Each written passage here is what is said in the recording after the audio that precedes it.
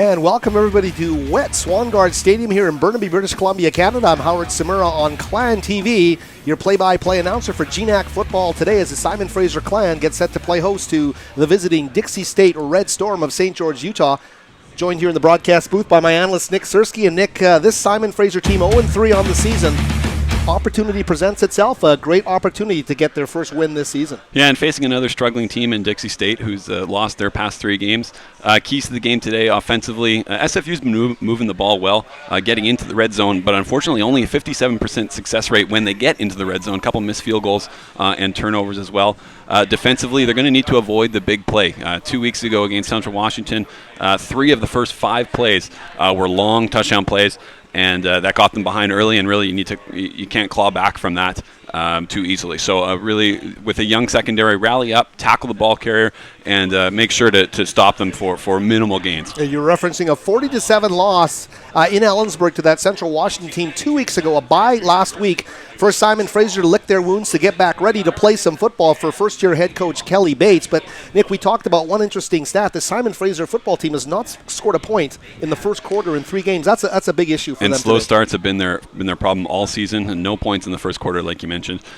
They've been moving the ball, but again, they miss field goals or late turnovers in the red zone, and really keying on that today, getting the ball moving and keeping out of the opposition's hands early in the game. We can bring you back to September 19th, the last home game against Azusa Pacific. That was a pretty solid effort by this Clan football team. I believe the final score there 16-9, a loss against a team that was ranked nationally in Division II football to start the season. That's got to be something they lean on today. Yeah, and similar conditions that we had that game this time today. And, hopefully the home crowd, some of the home fans here and the Burnaby elements that we get ball possession is going to be key, holding on to the ball, catching the ball when it's thrown to you, getting 2 hands on it, absolutely, and securing that ball when going into tackles. We talk about focus as well. There were so many false starts for that offense in that Azusa Pacific game. Kelly Bates, the head coach, not happy about that. You have a good feeling that this is the week that they bring everything together in terms of execution and focus. And with a young team, it's going to take time for them to gel together on the offensive line and key those false start penalties. And so what they're going to have to really work on is offensive efficiency and making sure that the snap count, all that basic stuff that they teach you in Pee Wee football, and not let the pressure get to you early in the game, and go from there. Well, let's go from snap counts to actual number of live snaps to live bullets, and the fact that we're facing a team today in Dixie State that has played 5 games on this season. This team has played 3. Dixie State's probably played 40% more live snaps than Simon Fraser has. That's got to be working to their advantage. I think it is. Offensively, Dixie State, you'll probably see a little bit more polished, but SFU, coming off a bye, I do think the schedule makers gave them a bit of a break here, going against 2 real strong opponents early in the season, and having the 3 losses, but then having that bye week to kind of recuperate, get some injured guys back, and then focus on those little things, snap counts, and all the little mistakes that they've been making. Hopefully they've rectified those in the 2 weeks that they've had to prepare for this game. Well, and the interesting, unique aspect of this GNAC conference, and we talked about it off air, Nick, is the fact that you play some of these same foes within conference, but they don't count in the GNAC standings. Today, the first game, Simon Fraser actually the last team in the GNAC to play a counting GNAC game. It all begins today. They got a chance to wipe the slate clean and start fresh. And I'm not a huge fan of these non-conference games, but I do understand that from the GNAC's perspective, it does make it equal across the board. And so what we're going to have to today, coming out to get their first victory in conference play. They're starting 0-0. It's not it's a new start to the season, even though they've already played a couple games, but hopefully they can come out today and grab that first conference win. Well, having the chance to talk to some people from the Dixie State program in town here for this game, and when the rain started, Nick, really brought up the topic of the weather here in this game. Now, this Dixie State program, based in St. George, Utah, it's in the southwest corner of the state, 2 hours north of Las Vegas, 4 hours south of Salt Lake City. So basically what we're hearing is they get that Las Vegas climate, the desert, the warm. They're not used to this wet stuff. Simon Fraser's got to take care of business in their own house, right? Yeah, and this past week, the mornings haven't been all that pretty, and that's when SFU football practices. So they're used to this. They're used to the warm, not too warm, but mild climate. and the rain. So hopefully their ball security will be a little bit better. So on defense, the Herdmans will have to target that ball, punch it out, hit the helmet on the ball. They always tell you, and maybe get that ball on the ground and reverse the field. Yeah, how much do you like that Clan linebacking core right now with Jordan Herdman anchoring the middle, his brother Justin at the weak side, and Ekbazo at the Sam spot? I mean, they have 3 of the top 4 tackling numbers on this Clan defense. That's a unit that really has to perform well today. Well, they do, and sometimes it's a bad thing when your linebackers are always leading the league in tackles. It means your defense is on the field for a long time. So they're a fantastic unit. Don't get me wrong, and they're the guts of that Clan defense, and they're going to have a big game to shut down this Dixie State Storm running game. We're going to keep talking about the personnel on this team, these two teams, Nick, and we're going to ask our producer-engineer, Gabriel Lynn, to let us know what the result of the opening coin flip is and who's going to be receiving and all that kind of stuff here as we progress through the pregame show here on Clan TV. Interesting note here that you look at the quarterbacking situation for this Dixie State team. They predominantly like to run the ball, but they are going through some quarterbacking changes each week here. They're going to have their 3rd starting quarterback of the season. Blackner, their 6'3", 210 freshman, is going to start his first game in the GNAC. He's been playing a lot with Blake Barney, another freshman who was injured last week. So they've got a freshman making his first start in the GNAC. That Clan defense has got to really be aggressive at the start. Yeah, and with a young quarterback, you want to pressure the ball, blitz, do some zone stuff, and make sure you get him into long passing down. So hopefully he'll make some mistakes. That'll be a key for Simon Fraser early on in the game. Maybe force some turnovers or 3 and out. Get that ball into Stanford's hands. The senior quarterback for Simon Fraser, and get that ball moving. And we'll see what happens here. We've been told that the Clan has won the coin flip. We're not sure if they're receiving or if they will defer. But we'll see here in just a second. Both teams getting obviously emotional on the sideline, getting set for the opening kick here from Swangard Stadium. Again, Howard Samura here with you, the play-by-play Nick Sersky, our analyst on the broadcast. And both teams, as we mentioned, coming in on 3-game losing streaks. Simon Fraser Clan team really itching to get back into the win column. And the first counting GNAC game of the campaign for the Clan. They're the last team in the GNAC to play an official counting GNAC game. So, as some have joked, a win here by the Clan, percentage points wise, could put them right at the top of the conference. Undefeated season. Undefeated season. There you go. And the Simon Fraser Clan will elect to kick off. They will receive to open the second half. They will kick off to Dixie State here to begin this game.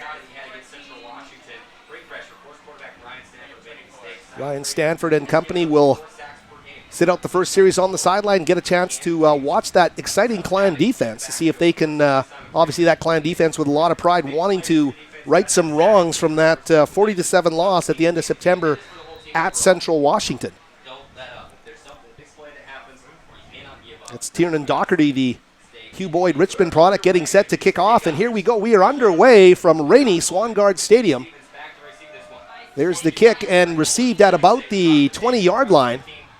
Nice healthy return there for the Dixie State Red Storm up to about the, looks to be about the 34-yard line. Now, I was down on the field, Howie, earlier. That wind is swirling down there. You can't really tell which way it's going. The flags right now in that northeast corner of the Swangard Stadium are calm, but I was down there earlier and it was going back and forth, so we're really going to have to see how that affects the game. That is Blackner. We mentioned him, the freshman, under getting set to receive the shotgun snap here. Here's a handoff. Right up the middle. Stout defense by the Clan, Nick. They might have even lost yardage on that play. So a solid first effort snap defensively for Simon Fraser. Looks like about a loss of about a yard on the play, so call it 2nd and 11 here.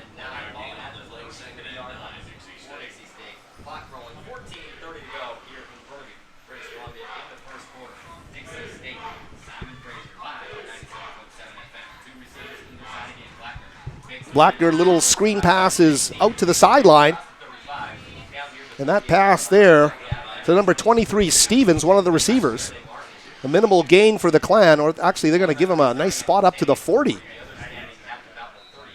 That makes it a little bit more manageable for Dixie State, but here a big third down stop here for the Clan. Well, Nice. big chance for the Clan defense to make an early statement here on about 3rd and 5. And there's Blackner. The handoff to Coleman, number 9, and he is going to be met at the line of scrimmage. Maybe a gain of a yard, but a win for the Clan defense on their first possession of this game. It's going to bring up about a 4th and 2. Yeah, nice rallying up to the ball. Carrier in the backfield there. He squeaked ahead of that line of scrimmage, but stopped him short of the first down. Brings up a 4th down here, and a decision here close to midfield. The first tough one for Dixie State, we'll see, and they do indeed bring the punting unit on. Yeah, so they will kick the ball away to the Clan. And Earl Anderson heading back. Number 9 is the return man on this play. Anderson is scoring the only touchdown last week, or 2 weeks ago in the Clan's last game that lost to Central Washington that we've referenced here. Anderson back at about his own 17-yard line. There is the kick. Low kick is going to bounce, and nice Dixie State bounce down to about the 13-yard line. And the Simon Fraser Clan head out for their first series of the game with about 87 yards in front of them. But that's what you want. Nice 3 and out there for the defense to start the game. You're going to start inside your own 20 on the offense, but get a couple first downs, flip that field, and either get some points here early, or at least pin Dixie State inside their own 20 with a short little drive here would be nice.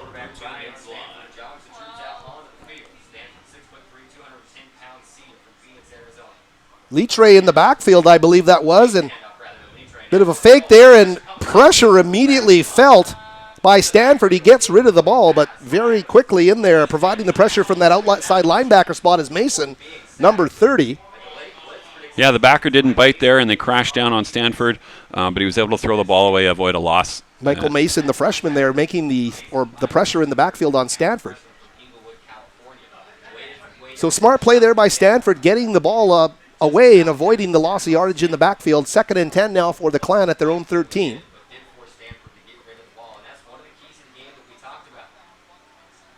Leatre lone man in the backfield along with Stanford. Flags on the play. I think it was offside on the defense there, Howie. So thinking the call going against Dixie State here. That's a relief from what it's been in the past. And usually those were always against the Clan here. So a 5-yard penalty, making it 2nd and 5. So much more manageable here for Simon Fraser. Fake the handoff to Leatre, and Stanford over the middle to Sam Nadon. He had the ball, couldn't squeeze it. Felt the pressure there immediately from Stevens, one of the quarterbacks there. Number 27 with the pressure. Yeah, and that ball was right in there, but good play by Stevens to knock that ball away. Nadon couldn't quite get it to his body to complete the catch, and it'll bring up 3rd down. Well, Nadon was sure-handed with a nice touchdown catch here in that game against Azusa Pacific in September, and a guy who, pretty fearless guy, going over the middle in the slot there, really loves the contact in those intermediate passes. So 3rd and 5 here now for Simon Fraser. Stanford looks to the sideline. Ooh, and unable to get the ball to Anderson there. Anderson was the intended receiver on the play, Nick, and both teams kind of maybe getting the jitters out here on their first possessions of the game. Yeah, coverage is pretty good on that, and I think Stanford kind of telegraphed his pass there, so Dixie State knew where he was going. Tough 3 and out here to start for Simon Fraser, but hopefully a good kick here by Carpin. So Nikolai Carpoon out now to punt. The high school product, Sand Secondary out in North Delta.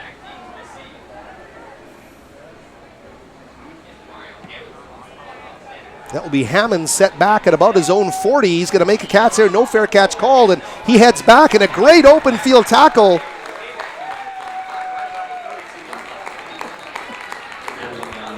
One of the Herdman brothers there, Howie, and there's also a flag on the play. Justin Herdman there with the great open field tackle, but a flag on the play. I think it's going to be a block in the back on Dixie State here, but I'll get confirmation from the ref here. I think we heard number 41 there, and if that's the case, that's Devin Jackson, a defensive back, a sophomore of Indian Springs, Nevada. That'll march Dixie back even further. Good result on that play. Well, the penalties certainly going against Dixie State in the early going here. And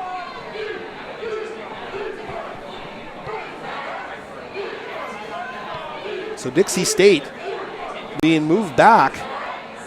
And the line of scrimmage now is going to be about, Nick, I think about the 24-yard line here for the Red Storm. Yeah, good net result for the Clan on that play.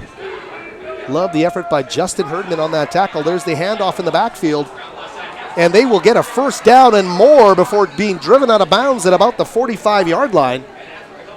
And that looked like Orlando Wallace. He's a 5'11", 180 freshman from Cathedral High School in California. A lot of freshmen on this Dixie State roster. And that right end there just kind of got hooked in for the Clan, and he was able to jump outside and gain big yardage down the sideline. So Dixie State 1st and 10 at their own 45. A big play along the ground, and they are predominantly a running team. This time, a pass being put up and unable to squeeze it there. And that was number 80, unable to come down with the ball. That was Duran. He is their leading receiver. So incomplete on that attempt, in 2nd and 10 now for the Red Storm. Simon Fraser bringing the pressure from the secondary.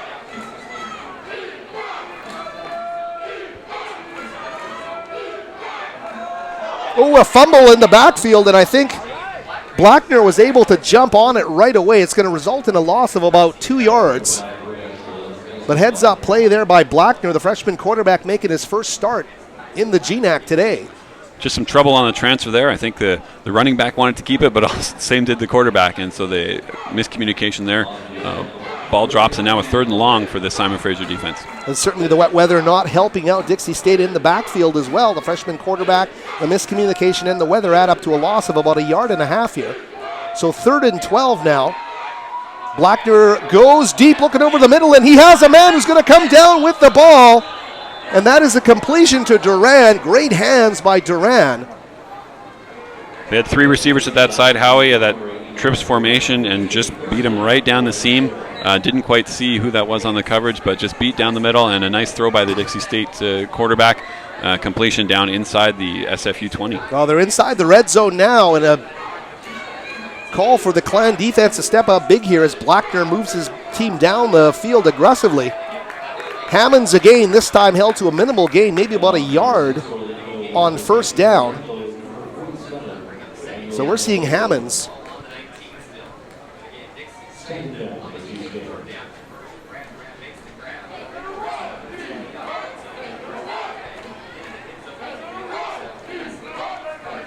Here we go, 2nd and 11. Blackner with a pass to the sideline, can't bring that in, and that's Stevens. And there's that slippery ball there, Howie. He was wide open in the flat there, but unable to corral it.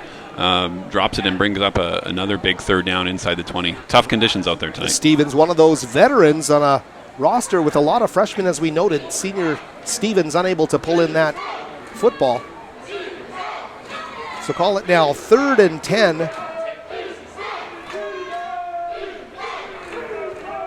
Blackner is looking downfield, and he finds a man, unable to squeeze it there. Is Duran again.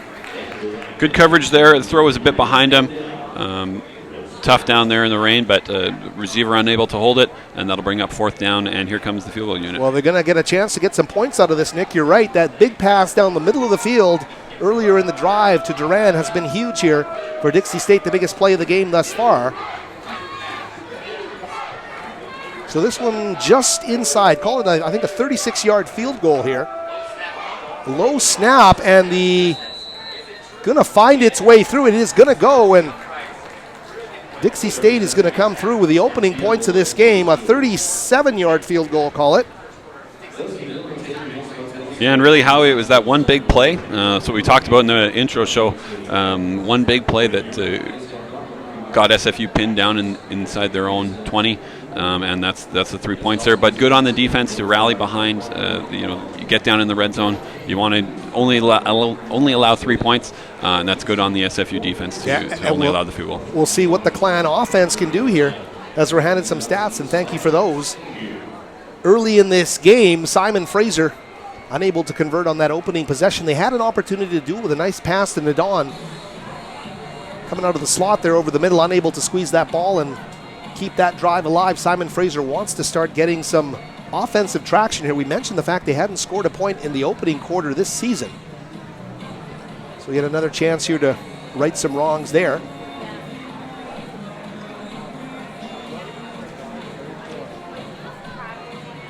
Justin Buren at number 15, as well as Earl Anderson, number 9,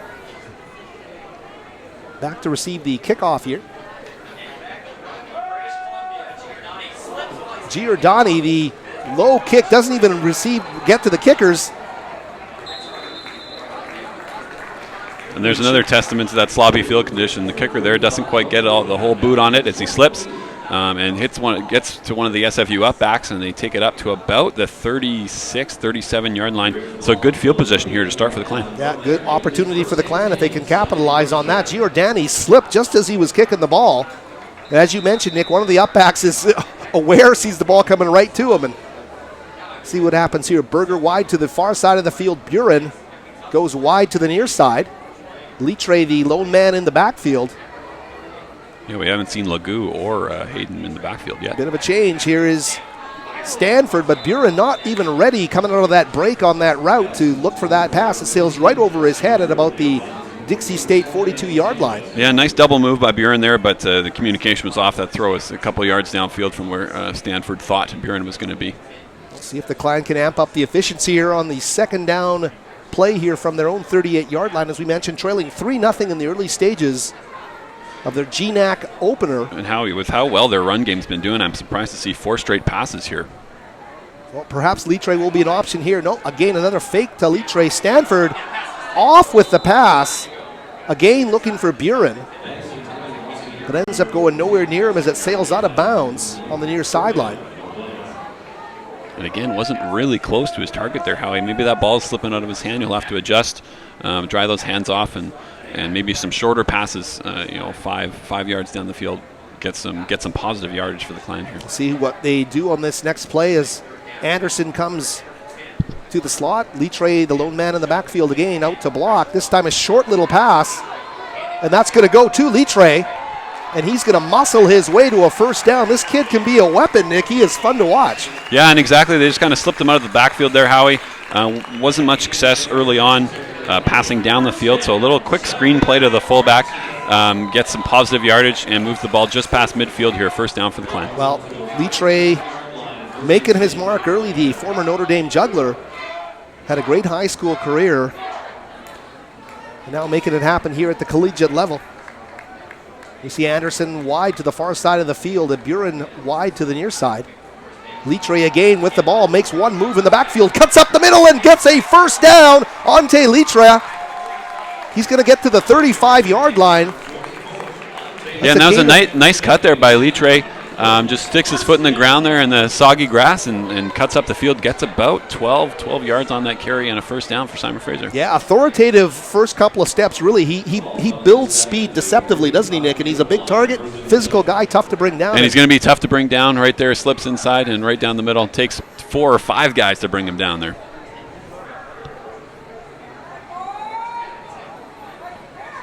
Again, Litre in the backfield.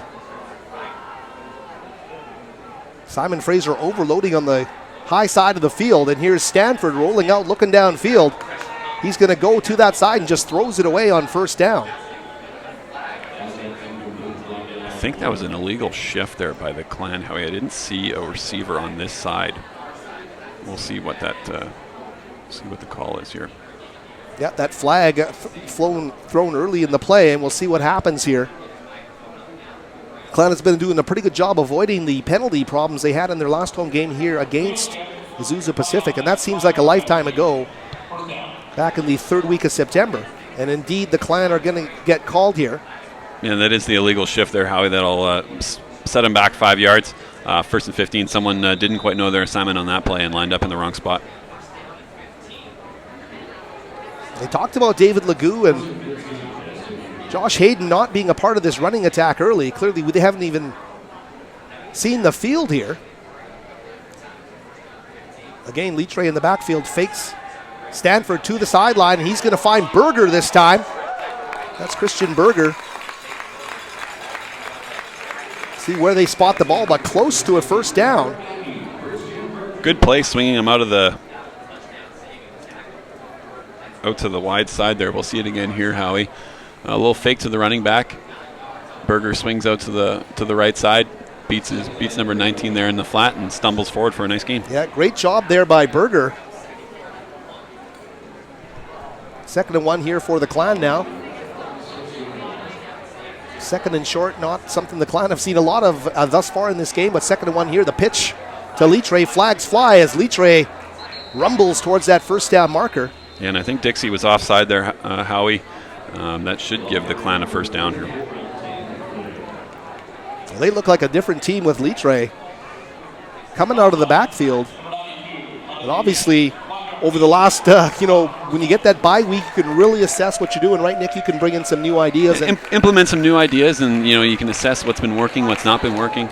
Clearly Litre's a big back, a big rumbling back. Legou and Hayden are a little bit smaller in size, obviously, than Litre. Litre's a big tank, so tougher to bring down, and hopefully he'll be, hopefully can see some red zone efficiency here. Well, 1st and 10 from about the 21, it looks like. Handoff to Litre. This time he is gang tackled behind the line of scrimmage.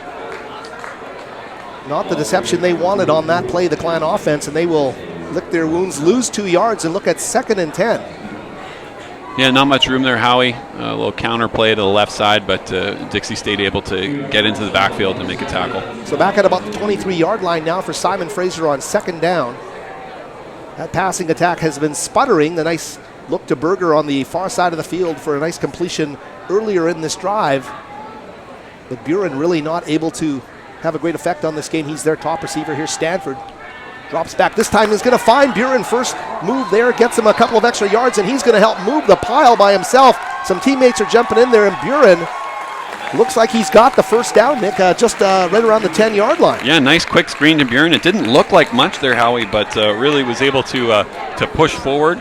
Not really break any tackles, but push that pile and get down to just outside the 11-yard line there. Justin Buren, the Centennial secondary product, of course, a guy who grew up playing with and knowing well a good friend Lamar Durant, the Calgary Stampeder, of course, former Simon Fraser University Clan standout wide receiver.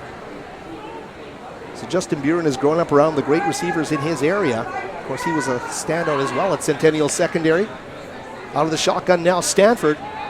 Fakes to Litre, looks downfield, quick pass, and he finds a man, and that is caught for the touchdown. And that's Pauls there in the end zone. Great catch there by Pauls. That ball almost looks like it was ready to skid on the grass. But Andrew Pauls, the 6'3" tight end, the junior out of Vancouver College, a great catch for the touchdown. And Pauls just comes around the right side there. Stanford rolls that way, throws it, a nice catch. He's lined up in the slot there. Howie beats his man down towards the goal line. And a great catch here, just at the shoelaces. Nice catch, touchdown, Simon Fraser. Well, great execution on that drive by the Clan. And they will add the extra point as well and take a 7-0 lead on Clan TV. The first points of the opening quarter this season. Yeah, and that's a big drive for Simon Fraser. Got the good field position after the poor kickoff, but able to march it down into the end zone. Yeah, check that. 7-3. So excited looking at the replay that I didn't even see the extra point kick, but great effort there on that drive. A nice completion to Christian Berger on the sideline, and then the great pass. Buren actually a nice pass as well, dragging tacklers down to get them in position for that touchdown. Yeah, and this is a little bit counter to what we've seen accustomed. But Buren is a big impact for this team, Howie, and really showed his colors on that drive. Yeah, it was neat to see Ryan Stanford, the quarterback, going to 3 different receivers on that drive as well, getting some great production on the ground from Litre, and it looks like the Clan have found a nice formula here, getting into some offensive cohesion. Yeah, and we talked to Bates earlier in the week about Justin Buren. Justin is, he's just starting to, I think he understands what he can do. I don't know if he yet understands that he can do that every time he touches the ball. He can be very special. He's very athletic. Just from a testing perspective, he came in and tested off the charts for us. And obviously he's a smart kid. So for him, it's making sure that he has that level of intensity and that level of compete every play. And once he starts to realize that and starts to understand that, just like for 98% of football players, you need to practice the way you want to play, he's going to take his game to a new level, and he's just going to fly off the charts. And the return there by Orlando Wallace of the Red Storm, and thanks to Kelly Bates for those comments on Justin Buren on Clan TV. Dixie State now set to make their next possession here down the field. They get a nice return and get the ball out to about the 24-yard line. That rain is coming down here. And oh boy, Howie, I'm glad I'm in the press box. we mentioned this Dixie State team, really part of that whole Las Vegas weather pattern. They're used to the hot, dry weather. There's Duran on a screen. And he's going to get up to about the 30-yard line. Looked like Jordan Herdman there, the middle linebacker, with the defensive play on the sideline. A gain of about 5 yards on the play. Yeah, and those sideline to sideline runs for Dixie State have worked well. Simon Fraser hasn't been able to contain them too well, but we'll see that 2nd and 6 here. Blackner, the freshman quarterback, as we mentioned, his first start. The handoff, the wet ball. Looks like the Clan have got it. They dove for the ball, and the referees are signaling indeed. Simon Fraser has gained possession of the football. We're trying to tell you who it was there. Number 48 for the Clan. And we saw that earlier, Howie. Justin Herdman. A little bit of indecision there in the backfield, and Herdman able to hop onto the ball there. We see the replay there. Herdman scoops it up there at about the 25-yard line of Dixie State. First down, great play.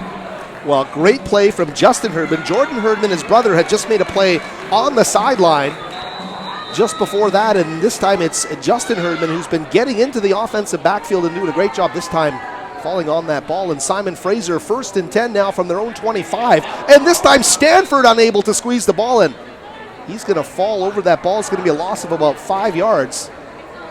We look up against those bank of lights already on here at Swangard, Nick, and there's no question the rain is coming down here, and it's wreaking havoc on the field with these quarterbacks. Yeah, we'll see this in the backfield. I think Leatre just might have ticked that ball that's in Stanford's hands and causes Stanford to drop it there. He'll just have to take your loss, hop on the ball, and regroup on 2nd down. Well, here they come. They will try to do just that. 2nd and 15 for the Clan from the 30-yard line of the Dixie State Red Storm. Could see another one of those quick screen plays here, Howie.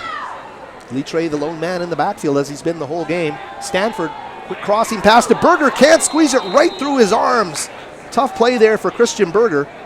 Did everything but catch the football. Yeah, usually when you get 2 hands on the ball, how are you going to make that grab? But understandable, it's quite wet out there. The footing's not great. The ball's wet. Hands are wet, so it's tough conditions out there. Well, Clan now facing 3rd down, 3rd and long, 3rd and 15 from the Dixie State 30.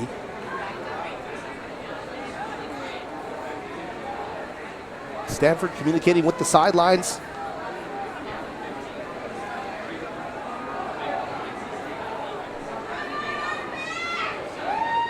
Out of the shotgun, Stanford looks downfield and is going to find the intermediate target early, and that looks like it's Anderson. He finds a gap, and Earl Anderson is rumbling down to about the 11-yard line.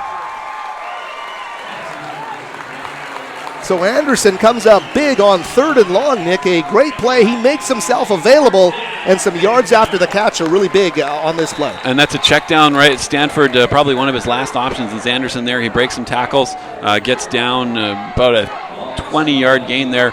Fantastic play by Anderson. While the diversity in this Clan offense is great to see as they go 1st and 10 from about the 12-yard line, and I think the fact that Leatre has been able to be something of a running threat has really given a new dimension to this Clan offense here as Stanford takes the snap. This time, it's on the ground here, Howie. We'll see. Oh, and Dixie State has recovered the football.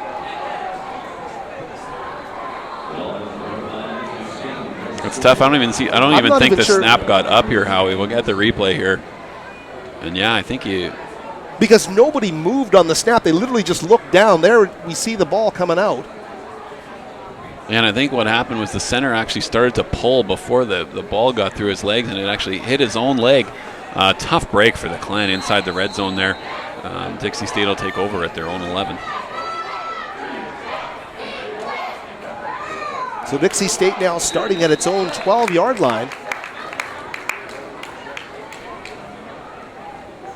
You giveth, you taketh, you do what you can here in this inclement weather at Swangard Stadium in Burnaby. The rain is really pounding out down there, Howie. Howard Samura here along with Nick Sersky. Hope you're enjoying our broadcast today on Clan TV. Simon Fraser's second home game of the season, their GNAC opener. Both the Clan and Dixie State trying to snap 3-game losing streaks in this football game today. 2nd and 10 now. 3:40 left in the opening quarter of play. Here's Blackner. He is going to go over the middle. And there is the Clan coming through big with an interception. This ball yo-yoing back and forth. Cairo Messer-Barrow, the defensive back, the redshirt junior out of Westmont High School in Hamilton, Ontario. A huge play for the Simon Fraser defense. Yeah, and down there, it's a great play there by Cairo Messer-Barrow. Kind of Dixie State quarterback just kind of hucked it up down the middle there, and Cairo Messer-Barrow was able to come off of his intended check there and get the interception. Great play. I'll tell you, Nick, there's been picks, there's been wet balls, there's been everything happening. It's been an exciting 12 minutes. It's only the first quarter. Only the first quarter. Simon Fraser leading 7-3, and after that bad turnover deep in Dixie State territory, they're going to get the ball back. Reprieve here at the Simon Fraser 42. It's 1st and 10 for quarterback Ryan Stanford. This time the handoff to Litre. Nice turn of the corner up the middle, and Litre powering for some tough yards up the middle. Looks like he's going to get to about the 33-yard line. Maybe see where they spot the ball here. About 2nd and 4 there, Howie. You know, it's a good run. But anytime you can get 6 yards on first down, you'll take that. Joe Paupau, the offensive coordinator, will take that on offense. Well, they've got to love 2nd and short here. It's just the playbook can really start to open for you, and you can really get the defense on their heels. So Litre really doing a solid job here out of that Clan backfield. There's an injury down on the field there, Howie. See who that is. But yeah, the Clan have seemed to flip the script here on offense, Howie, and we haven't seen Legou, we haven't seen Hayden, and they've been sticking with Litre in the backfield, and it's been working. So why not keep going with it? Litre with that old school helmet with the 44 letter, the numerals 44 stenciled on the helmet. Got a nice old school look there. Yeah, and I think that's what they're doing, Howie. They got the SFU logo on the one side, but their numbers on the other. I like that. I like that look. Stanford style look. Here is Buren in motion. Litre, the lone man in the backfield, takes the handoff, turns a corner up the middle, and is going to have the first down for the Simon Fraser Clan. There's a new identity when you start getting tough yards, Nick. I love that, what it does for your football team. Well, and that's the difference between Litre and kind of, the Legou Hayden backfield is Litre is going to, hit you and fall forward for 2 or 3 yards. Here he quickly gets into the backfield behind Stanford. He's hit right there at the first down yardage, but he keeps churning those big legs and falls forward for 2 yards to get that ball down. It's about the 25. That 44 wants to smack you in the face, and he's doing it every time he touches the ball. He's loving those runs up the middle. Again, there they are, Stanford and Litre in the backfield. First down here for the Clan. Stanford, the pitch to Anderson. Ooh, the timing just not working there as Dixie State snuffs that out, and Michael Mason, the linebacker, the 5'10 freshman out of Inglewood, California, there for the stop. Yeah, whatever they're trying didn't quite work there, Howie. Like a little quick pitch to Anderson here, but I think it was maybe an option there. I don't know what that was, but you know what? There was too much arc on that pitch. They really needed to get the ball to Earl quickly there, and the play just died. So call it 2nd and 12 now from the 27-yard line. Stanford with a 4-receiver set here. He's going to look right up the middle, and nobody there. Colton Olson, the part of that Dixie State defensive backfield. Yeah, not sure who that was only guy there for. at the safety spot, yeah. So now 3rd and long facing the Clan. They've done a good job converting on third down here in this opening quarter of play. We'll see if they've got something, Joe Pow, something in the bag of tricks here perhaps, Nick. Well, and you want to get some positive yardage here because Howie, a 45-yard field goal in these conditions is not going to be great. So it's third and 12. Oh, timeout, Simon Fraser. It's 3rd and 12 here. You want to get some, if you can't get the first down, get at least some sort of positive yardage. You definitely don't want to take a sack. Get some sort of positive yardage to get closer in field goal range. Well, this Clan team's got a new look to it, a new feel with Litre in the backfield. Never really doubting the abilities of Ryan Stanford to put up big passing numbers when there's some kind of a balanced attack behind him. And he's got the receivers to do it. We've seen nice catches by Buren, Pauls with the touchdown catch, and Christian Berger as well.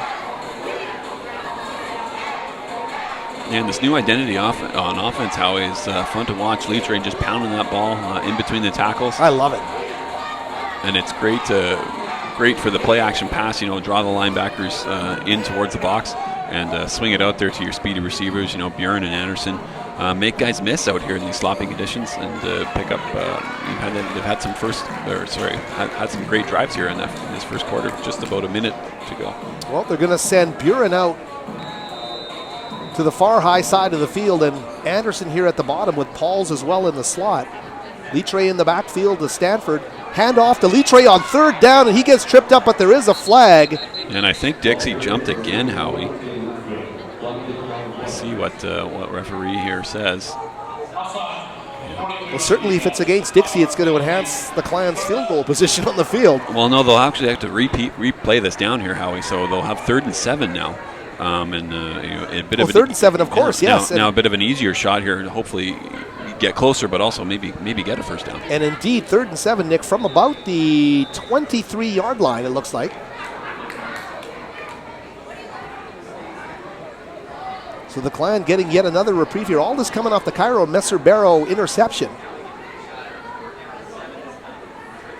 3rd and 7 here for Stanford. He's looking down the field. He's going to go to the far corner. He wanted Anderson, who just couldn't get underneath that pass. Nice little wheel route there by Anderson. Unfortunately, the pass is just out of reach. That'll bring up 4th down and the field goal unit. You see here just out of the reach of Anderson in the corner of the end zone. Good coverage there by Dixie State, running with the speedy Anderson. So Doherty on now for a 39-yard field goal. Teeing it up at the 29 here.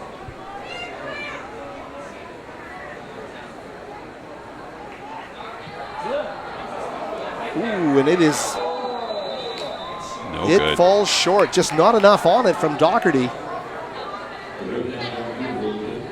But, you look at what's happening in the ebb and flow of this game, Nick. The ball keeps getting turned over. You think, hey, I'm going to get another chance quickly here. You just don't know what's going to happen. It's been a very, very unpredictable fourth quarter of play here with the ball turning over numerous times. Dixie State gets a big break there. 46.6 seconds here remaining in this first quarter of play. It's been all about ball security so far, Howie, and there hasn't been ball security here. We've had a lot of turnovers. Something for SFU to work on here. Orlando Wallace, the running back there, taking the handoff. Minimal gain for the Dixie State running back, Wallace. Another one of those freshmen. So about 2nd and 8, call it, for the Dixie State Red Storm. They are at their own 22-yard line, or own 24-yard line, call that. Duran in motion. He's going to take the handoff.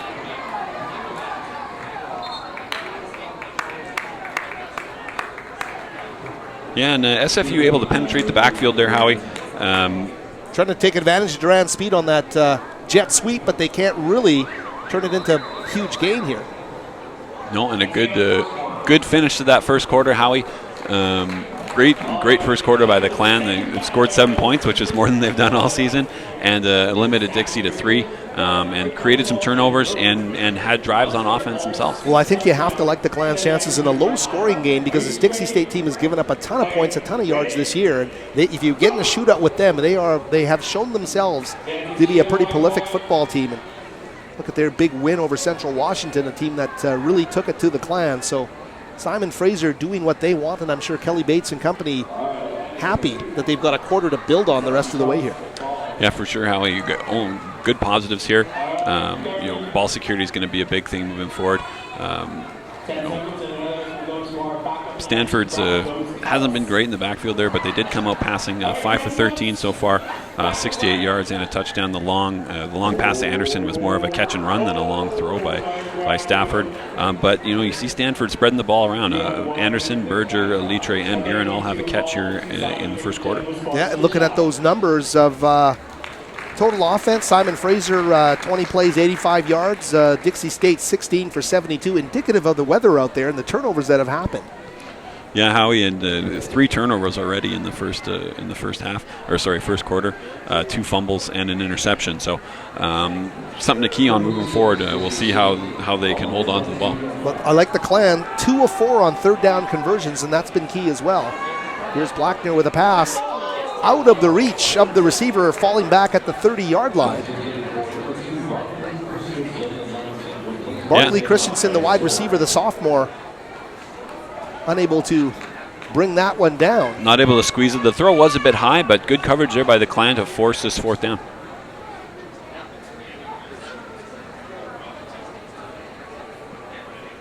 This Clan team elected to kick off to start the game. They're going to get the ball back to start the second half of play, and the Clan defense has done its job through 1 quarter of play here, just giving up the field goal. Yeah, they had a nice drive there in the first quarter. Flag. Flags here, Howie. I think it's a false start against Dixie State here. That'll just push him further back. Number 9, Earl Anderson, was awaiting that kick back at his own 35-yard line.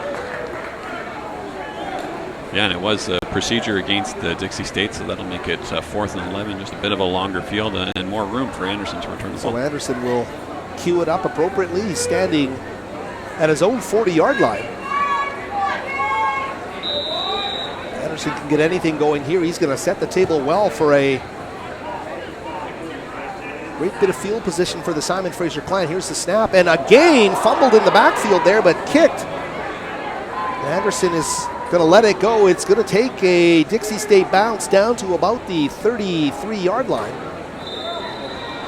Boy, that's a good result from that. It certainly is. Playing the backfield there, and punter drops it, but not much pressure there by the Clan, and able to get a Dixie State bouncer down to about the 33-yard line. Howie, 1st and 10. We'll see what can happen here with this Clan offense. And as you said, Stanford's been using a lot of weapons here, Nick, and really that ball to Pauls for the touchdown, his first target of the game, and he's able to come through with a touchdown reception. So a lot of weapons here if he can get everything going, and I think so key to that is what Litre does. Here again, no Hayden, no Legou. We got Litre lined up to the right side of Stanford.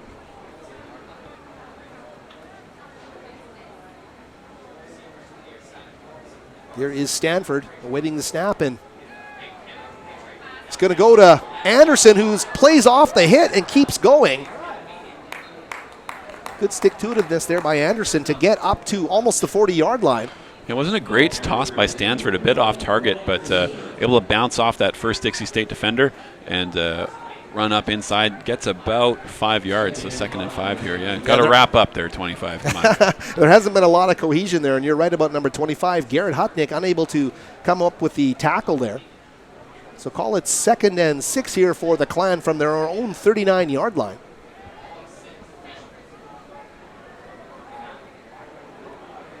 This time Litre will take the ball. Flags fly again, and here's Litre rumbling to the near sideline and getting out of bounds at about the 47-yard line. I think we got 2 sets of flags here, Howie. I think offsides on Dixie State, but then I think there was a hold on that run play by Simon Fraser. We'll see what referee says. I'd like to watch Litre when he's got that ball, so determined as he made his way to the sideline, but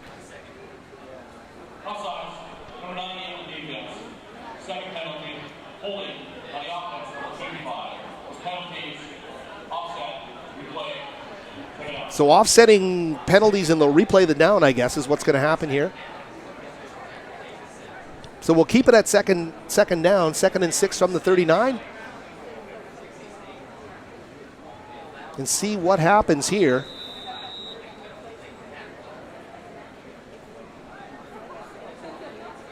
Stanford looking to the sidelines to offensive coordinator Joe Powpow. back into the huddle here. Berger lining up to the wide side of the field. Buren to your near side. Anderson in motion. Snap out of the shotgun. Stanford looking to the far side of the field. Was looking for Berger, but well over his head there. And how he had Nadon deep on the out pattern there. Unable to see him, and the pass short wasn't no connection there. He really needed to go to Nadon. You're right, because Nadon was breaking. By the time that pass had sailed over Berger's head, Nadon was at the 30-yard line of the Dixie State Red Storm. Would have been an electric connection there if they were able to hook up on that play.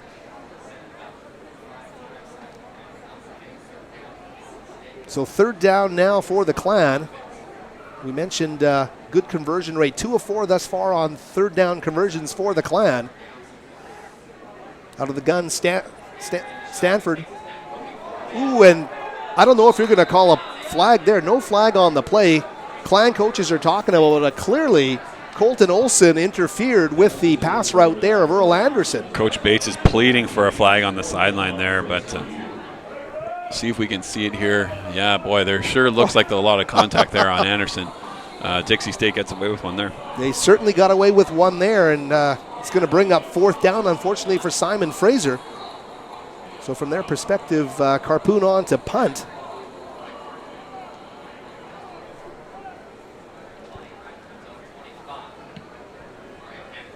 Hammond's back to receive. Taking a nice Clan bounce and going down to about the 14-yard line. So like what Simon Fraser was able to come out there, call it the 13-yard line actually. A good kick there, pinning him inside the 20. Make Dixie State go a long way.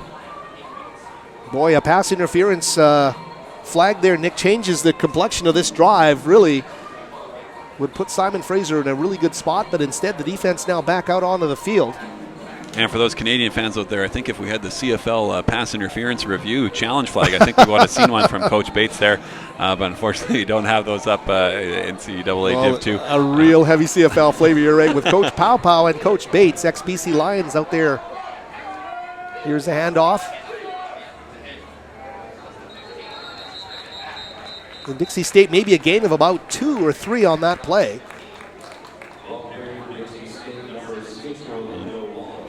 About 6 there, Howie. That's pretty much been their first big gain that's been up the middle. They've done a lot of side-to-side stuff, so maybe we'll see a bit of a change in philosophy here, trying to run up in the middle. I don't think that's a good idea against this Simon Fraser front 7. I think they're one of the best in the conference. Stout play there by the interior of the Clan defense. 2nd and 6 at the 17. Fake the handoff. They find the man for the first down and more. Out across the 35-yard line. Brad Duran, number 80, making the big catch there. Yeah, and just a quick slant there on the right side. Able to catch it, break a tackle, and get the first down. Guess which 2 guys ran on the tackle? Both Herdmans. Anytime you say 2, I'm going to say both of the brothers, and they have been exceptional.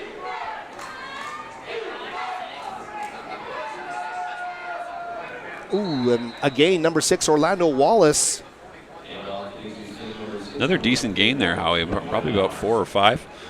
Bring up 2nd and manageable for Dixie. So Dixie State making some things happen on the ground. Wallace came into this game number 2 on the 2 deep behind Coleman, who was averaging 70 yards and 3 touchdowns scored on the season. But Wallace is turning into the workhorse. He spins off the contact and shows that speed down the far sideline before being driven out of bounds by the Clan on the far sideline by Weathersby, the defensive back, Robin Weathersby. We might be calling that a touchdown-saving contact on the sideline for Weathersby. And he looks to be bottled up there, Howie, but the Clan defender unable to wrap him up, and he just spins outside to the right side. Good job by Weathersby to rally up, push him out of bounds. Because it really did become a foot race, and he was off down the sideline, so big first down there for Dixie State. And this time Blackner with a keeper up the middle. Change of pace, really catching the Clan off guard there, and the freshman quarterback with a nice run. Just decides to keep it there, and really exposing the middle of this Clan defense here, Howie, on this drive. They've been able to break some big runs. Jake Orem with the tackle there. This time to Duran, right down to the end zone. I don't know if he got in for the touchdown, but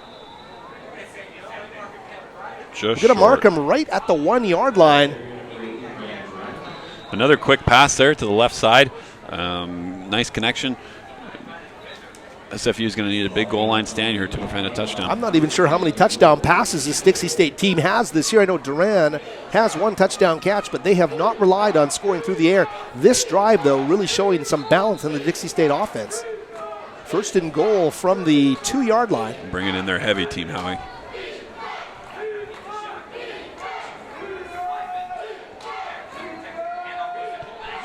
And this time Coleman is going to go right through the defense. No problem at all for the Dixie State running back.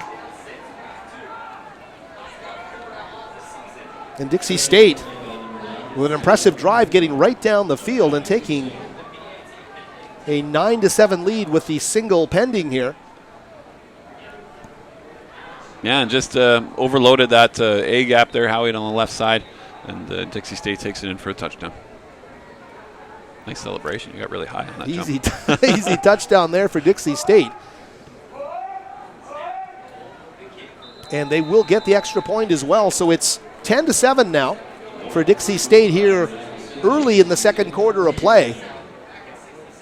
And certainly some questions you might have for film room this week on the Clan defense responsibilities and what you're doing here in terms of making stops that you're supposed to be making. Simon Fraser exposed a bit on that drive. Yeah, it's been some runs after first contact there. The big run down the right side. Also some quick throws by the Dixie State quarterback, making some bigger plays.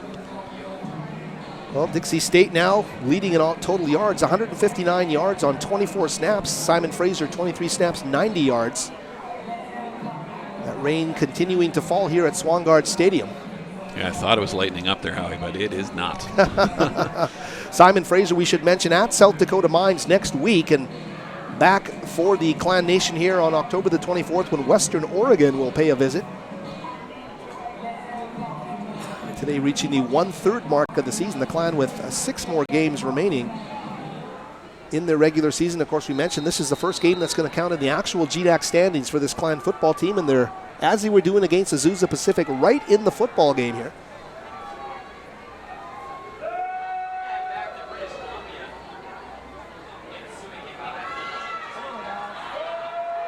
Looks like Buren with that football and picks it up on the run. Got some space, Buren, Howie. he is straight arming the tackler and getting out of bounds at about the 39-yard line of Dixie State. Justin Buren. Boy, I don't think he was touched until the opposing 35. He just picked up that ball. Great speed and great blocking there by the Clan special teams unit. Breaks a couple hand tackles, but really no real contact there until down about the 35-yard line. Great play. Great play by Buren, showing the Jets there deceptive and, as you mentioned, coming out of the pile unscathed in the straight arm at the very end, 39-yard line. And great huge response. return. Yeah, great response to that big Dixie State touchdown. So let's see what the Clan can do in response. 1st and 10 with a great early here in the third quarter. Stanford, they hand off to Litre. He's going to go up the middle, rumbling and breaking through tackles down to about the 32-yard line. Call it a gain of about 7 yards for Ante Litre. And here they cut the backside end there, and Litre is able to cut up the middle there. Falls forward for a nice gain of about 7. You know what? I look at that number 44. I'm trying to remember what number John Riggins used to wear for the Washington Redskins, but that's what he's reminding me of. A little bit of Riggo here as he just powers his way through the tacklers, and that's Ante Litre, the East Van product Notre Dame juggler, really coming into his own, his best collegiate game. Here he gets the ball again. Litre to the sidelines. Tries to dance a bit at the end and is going to get down to about the 40-yard line, close to the 30, check that, close to a first down.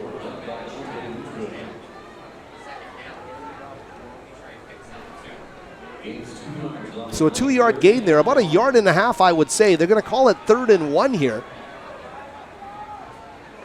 But what a job by Litre.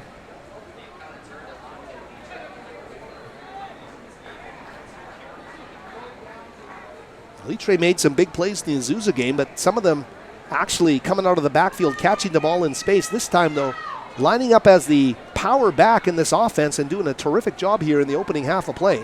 Stanford again to Litre. Keep feeding the big man. He goes up the middle for the first down, Nick. Great play by Litre. He keeps moving the sticks. 3 straight Litre carries, but hey, it results in a first down. I don't know if this guy's been a feature back since high school, but he's taken this role and running it with it big time. I'm trying to remember back to high school, those days watching the Notre Dame Jugglers, and I think he was lining up as a tight end, if I'm not mistaken, back then. But he has found his home here in the Clan backfield.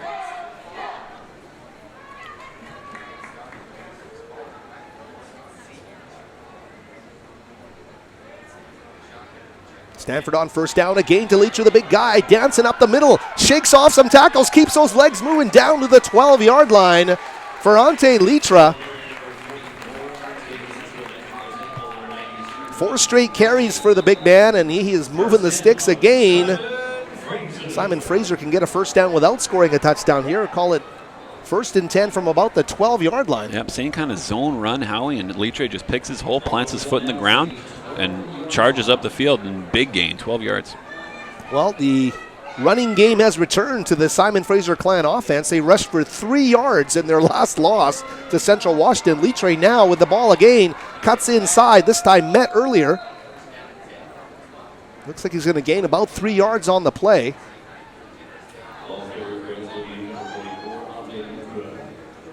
Wow, Litre, 5 straight carries on this drive, and he's got the Clan knocking on the door here. They're going to call it a 1-yard gain.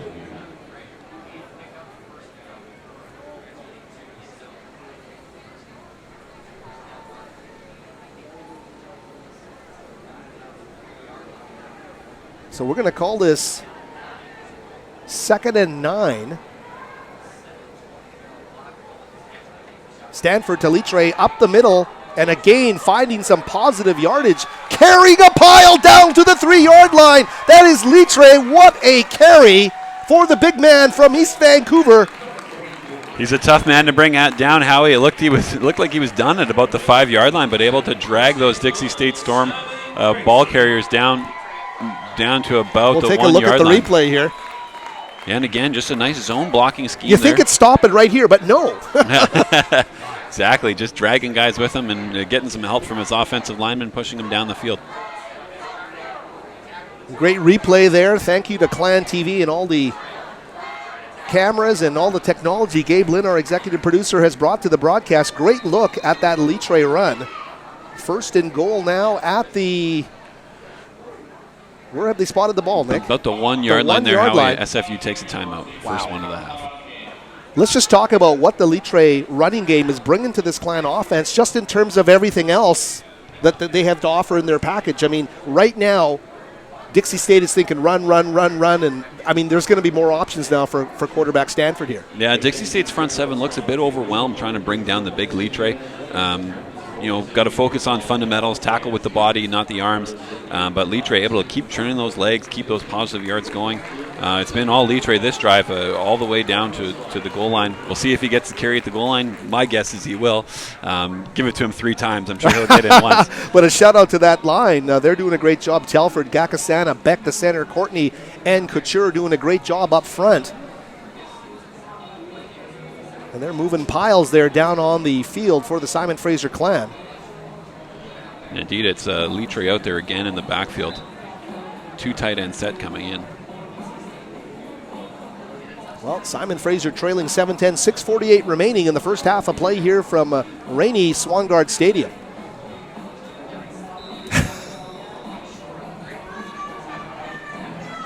First and goal from the 1. Buren in motion. There is the snap to Stanford. Guess who? Litre, and he is going to power his way, trying to push a pile, and it looks like Dixie State got some backers in there, and they're able to ward him off at right at the line of scrimmage, Nick. Yeah, didn't quite get it. Penetration into the backfield there by Dixie State. Lost about a yard on the carry. You'll see the Dixie State linebacker coming in, jumps in, creates that first contact, slows down Litre, and Litre unable to break through that goal line. You actually see Litre take a step or 2 back before he gets the ball, trying to build up that head of steam, but great job by the Dixie State defensive front there as they get helmets on Litre.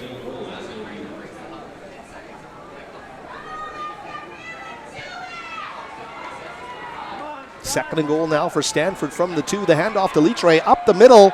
And again, he's met, but he continues to push forward. We'll have to wait to see. The referees are going to make a signal here in a second. They called him short here, Howie, but there is a flag on the far side of the field.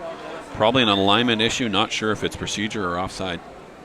Well, we'll see who this goes against. But terrific defensive rallying to the ball right on the goal line by Dixie State. And it is procedure against Simon Fraser, so that'll march him back to about the 7-yard line, 2nd and 7. Take a look at what happens here. Litre, good head of steam, but gang tackling right on the goal line. So add that 5-yard penalty to the equation, as Nick said. So it's going to be second and goal from the 8-yard line.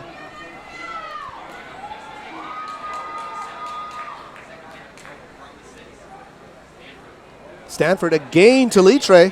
It's going to go off tackle this time. Flags fly as Litre dives for the corner of the end zone.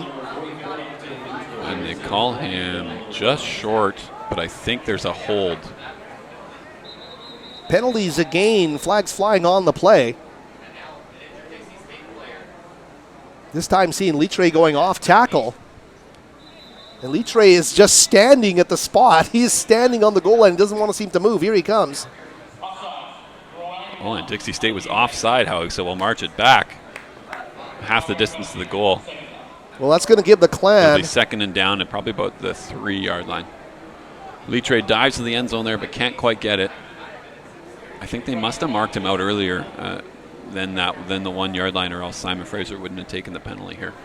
So the brings up again another 2nd down, 2nd and 3rd. He's become the absolute workhorse out of nowhere now. I believe that's 8 straight touches, 8 straight snaps to Litre.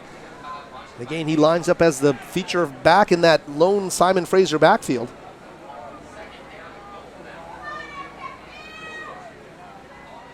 Second and goal from the 3. Litre again, this time off the other side, and he's going to get gang tackled at about the 6-yard line. That was a good job by Dixie State there. As soon as you can make Litre go horizontal as opposed to vertical, he's going to have trouble breaking tackles. Dixie State able to rally up to the ball. We'll take a peek here. Again, same sort of zone to the left here. Well, we'll see if Coach Bates and OC Pow Pow will continue to rely on Litre here, or whether they will actually change it up here. It's been an all Litre drive right into the heart of the red zone. Stanford, that pass was intended for Nadon, it looks like, number 10, and he is unable to squeeze it as he falls to the ground. What a great job by the Dixie defense here. That ball just not there, and the coverage being provided there by Garrett Hutnick, the junior defensive back.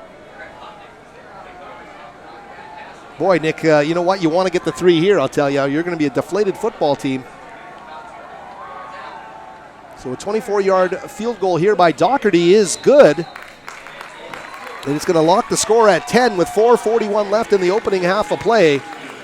Some real positives throughout that drive, Nick Sirski, with this Ante Litra-fueled offense, but maybe getting a bit predictable in the red zone. And we talked about it in the pregame, how it was red zone efficiency. They did at least come away with some points here on the board, but when you get down to the 1-yard line, you really want 7 as opposed to just 3. But kudos to the Dixie State defense rallying up, pushing them backwards, and just allowing the 3 points, tying it up here at 10, just under 5 minutes to go here in the second quarter. Yeah, it's Hutnick, it's Olsen, Brooks out of that secondary. Simonette, Metz, Mason, the linebackers doing a good job there for Dixie State as they rally to the ball and really do a great job of not surrendering a touchdown. You think of how many shots Simon Fraser had from inside the 5-yard line on that last drive. It's a great job by Dixie State. Ball security, though, for Simon Fraser was there despite the wet weather and the handoffs in the backfield. And it is really coming down out there. It is really coming down. I feel bad for the minigame kids who are going to play at halftime. They're just marching out to warm up. Oh, boy. You're going to get wet, kids. So Dixie State now set to receive this kick. It's Nate Stevens, number 23, and Zach Smith, number 4, I believe, were the two guys back to receive. Oh, check that, Orlando Wallace, number 6, with the ball. And he's going to get upended at about the 34-yard line. Yeah, decent return there for Dixie State. Set up a nice little wall return. Able to bring it up outside the 30-yard line. Pretty good field position.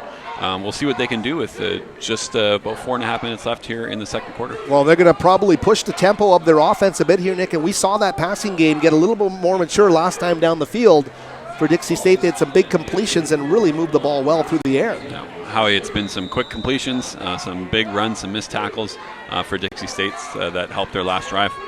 Here's another quick one. Oh, and this time they're going to go to Stevens, or check that Duran, number 80. So Blackner, the quick pass to Duran on the near sideline. Maybe a gain about 1, Howie, they give them. So that'll be 2nd and 9. So short gain there, and bringing up 2nd and long here for Dixie State from their own 36-yard line. Coleman doing a great job of dragging tacklers. Getting the stop there for the Simon Fraser clan is the middle linebacker, Jordan Herdman. Herdman came into this game with 36 tackles on the season to lead the team. And he's just able to drive through those couple arm tackles there, Howie. Falls forward to make it about a 3rd and 1 here. This will be a big 3rd down. Coleman again, and he's going to get the first down. They're able to limit the game but not stop the first down as the train keeps rolling for Dixie State. There's 3:51 remaining here as they reach midfield in a 10-10 game here against Simon Fraser.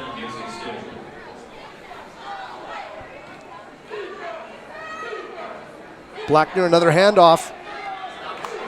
This time behind the line of scrimmage. So Wallace held behind the line of scrimmage there. Great job by the Clan defense there to take a bit of momentum out of this drive.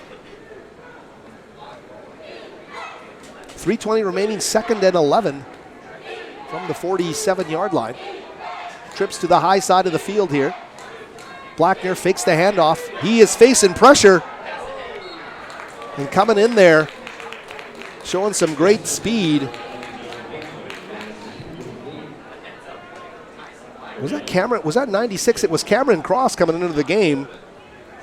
And he's back off onto the sideline, but what a great play there by Cross to get pressure on the quarterback, Blackner. Good pressure there on the quarterback to force a throw. Had a receiver open there, but wasn't able to get enough juice on that toss. And the receiver slipped in these wet conditions. Brings up 3rd down. Cross, the redshirt freshman from Carson Graham in North Vancouver. Great defensive play there on 3rd and 11 for Blackner. Goes to the far sideline, is going to find a target. He's stripped of the ball, and we'll have to see what the call on the play is. I think they're going to call it a catch. They're saying he stepped out of bounds first before that fumble. But it was Stevens, number 23, who made that catch. And so that'll be a 1st down for Dixie State. So that far sideline pattern really helped them on the last scoring drive. Ball does come out late there, Howie, but I think he stepped out of bounds first. At least that's what the ref said. 1st down, Dixie State. Coleman now with the ball.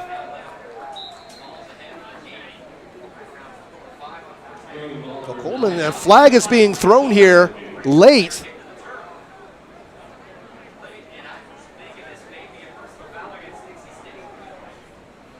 The referee's ushering Simon Fraser's number 43, Duckhorn, the defensive end. We'll have to see what happens here with the call. Yeah, I didn't quite see it, but the referee's convention down there at the field.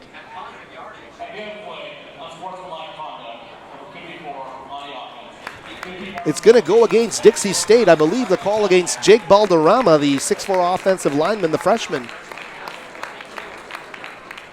That'll march him back big time, Howie. Well, that's a big one, and I think Balderrama, from what we're understanding, tripped up Duckhorn after the play, and that's why Martin Duckhorn, number 43, the defensive end out of Pitt Meadows, was taking exception to it. So 2nd and 23 is going to be the call here as the Red Storm go from the Clan 47-yard line.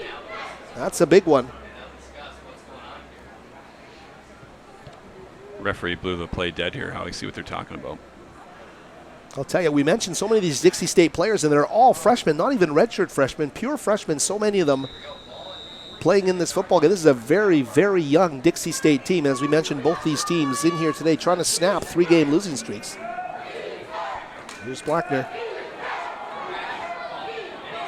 This time Blackner keeps it. He's going to gain about 3 yards.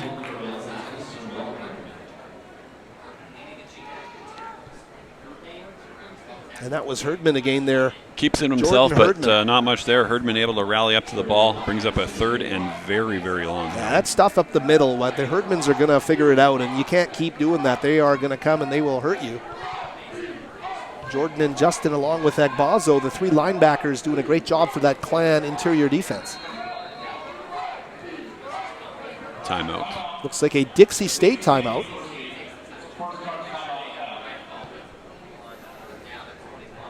And we are going to be, as we get close to halftime here, it's the 50th anniversary of Simon Fraser, not only as a school, but the athletic program. 50 incredible moments in Clan sports history, and a great project the Clan Athletic Department embarked on this past summer. I was happy to be a part of it. So many great moments. Nick, I mean, you watch some of these videos and you go, wow, there's some real history, some real tradition. We're going to get a chance to watch some of those moments just before the half. Yeah, we'll catch some of the stories at halftime, Howie, but great work, Howie. Really appreciate all the work you did on those. They're really well done, and I think people don't even realize how much history and how much tradition in just 50 years SFU athletics has gone through. Allison McNeil, Jay Triano, Daniel Galli, all these big names that you hear about throughout North American sport, and they came to SFU. It's fantastic. We are going to get back to action here. 50 years of Clan football, something to watch too, and that ball by Blackner to no one in particular. They were looking for Stevens, number 23, the senior, unable to connect with him. They'll bring up 4th down, Howie, and it'd be an interesting choice here for Bates, depending where this punt lands and the return that they can get. If they're going to go, I believe they do have 2 timeouts left. They used one earlier, but they got 2 timeouts and, not the longest field. So we'll see what SFU chooses to do here. The return's going to be key, and this time, just one man back, and it's Earl Anderson, number 9. Buren did a great job on the last return, but this time the punt return falling to Earl Anderson, the jack of all trades here with this Clan football team. He's going to, and it goes through the arms of Anderson. And fortunately for the Clan, Anderson able to keep his composure and cover the ball up, but it's going to be down around the 7-yard line. Man, it looks like they went after the block there, Howie. Not many blockers there for Anderson. Good job to just jump on the ball, hold it. In this field position, you probably predict that SFU is just going to try and run out the clock and get to halftime here. But we'll see. We don't know much about Kelly Bates as a head coach, so it's his first year. So you get to see some of his character here. Exactly. You're right. So the Clan, first down from their own 8. Stanford back to receive the snap. Over the middle to Buren, unable to come up with that. And Buren, we thought maybe hurt, but he's a little wobbly as he gets up.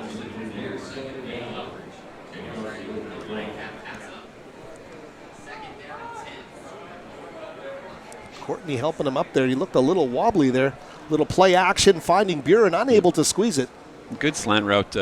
Got his hands on it, but unable to bring that wet ball in. Stanford could do a bit of a better job hitting the target there on that one. Yeah, Stanford has not been as on as we've seen him. When he gets on a roll, he can really get going. But the wet ball, as you mentioned, has not helped. You can ask Buren, you can ask Anderson, all these guys. Stanford back to pass, this time to Litre, and he's going to get tackled immediately. Litre brought down at about the 3-yard line. A little bit dangerous throwing those passes almost out of the back of your end zone here. You've turned in a solid first half of play, giving yourself a good chance to win a football game in the second half. Yeah, and here it's just a different way to get Litre the ball. Again, you're down close to your own end zone. You're just trying to catch the defense off guard. Maybe they miss a tackle and he can run for first down. But Dixie State using their timeout here to stop the clock. They're hoping to get the ball back now too. I'll predict a 3rd down run here for Simon Fraser just to help kill these timeouts. Well, you know what? We have not seen a 100-yard rushing performance in a single game by a Clan back in a long time, and I'll tell you, I don't know what is in store in the second half, but Litre with his 58 yards rushing here in the opening half with a long of 14 has at least shown a semblance of life after a game in which the Clan were blown out and had 3 total yards rushing after a lot of sacks and a lot of different things. When you add it all up, 3 yards rushing must have been the lowest total in the history of this program. So great to see Litre putting that behind them. Yeah, and he's averaging 4.8 yards a carry. That's pretty good. Anytime he can get to almost 5 yards. We'll see what he can do in the second half, but we see Anderson in the backfield now. He motions out here. Right now, Stanford will take the snap out of the back of his own end zone. He's looking downfield, and he's going to find Anderson wide open, but the ball just not delivered. I'm not sure if we got a replay on that, but it looked like Anderson kind of slowed up on that. He saw the safety charging in hard as Stanford looked to him. We'll take another look here. Little hesitation there. How you see that a bit? He just he heard some footsteps. Heard some footsteps and unable to get that. You know what? That's a big play on third down. The clock stops. Dixie State doesn't need to use There's a lot of time left here. And so they're going to have an ample opportunity here to get some points. Carpoon punting out of the back of his own end zone. Nice kick is going to take a Clan bounce, a great Clan bounce, down to about the 42-yard line of the Dixie State Red Storm. I think it actually hit the Clan member, so it's going to come back to where they originally touched it. So it's actually going to be inside Simon Fraser University territory. We'll see. Look at about the Clan 45-yard line. Dixie State will scrimmage from there. So take a quick look at what happened and try and pinpoint where that ball hit the SFU player. Coming down here, and it hits him just on his knee there. Tips off 48's knee and goes forward. Looked like a good bounce, but it was an influenced bounce, Howie. So off touched the Clan member. Off the Justin Herdman. So 1st and 10 at the SFU 45 as Blackner looks downfield, going to the far sideline. He has a man, and it is thought he had the ball there, but he was driven out of bounds, and the ball just lying on the 20-yard line. Yeah, I thought he had it too, Howie, and it just slipped out of his hands there. Again, another testament to this slippery ball. But he was open, and a good pass, good throw, but unfortunately unable to squeeze it. We'll see it here. He just gets drilled out of bounds and drops it, and unable to hold on. Yeah, Jordan Pugh, number 3 in the game, a defensive back, redshirt junior of the Nanaimo, in on the coverage there. Second and 10 now for Dixie State. 55.1 seconds remaining. The visitors from St. George, Utah, just a few hours north of Las Vegas, in here getting used to the wet weather and doing a pretty darn good job here in a 10-10 game here. 2nd and 10 from the 45. Blackner goes to the sideline, nowhere near the intended receiver, Stevens, right over his head. Yeah, good coverage by Agbozo on that one, Howie. Covers that nice out route by the running back. Good play. Yeah, athletic versatility from that Clan linebacking group. We mentioned the Herdman brothers and Agbozo. And they can play sideline to sideline with great efficiency, great instincts too. Saw them in coverage on the running back. On the receiver, check that, and it's now 3rd down. See what Blackner tries here. He's going to look to pass again. Short pass in and out of the hands of number 2, Barkley Christensen.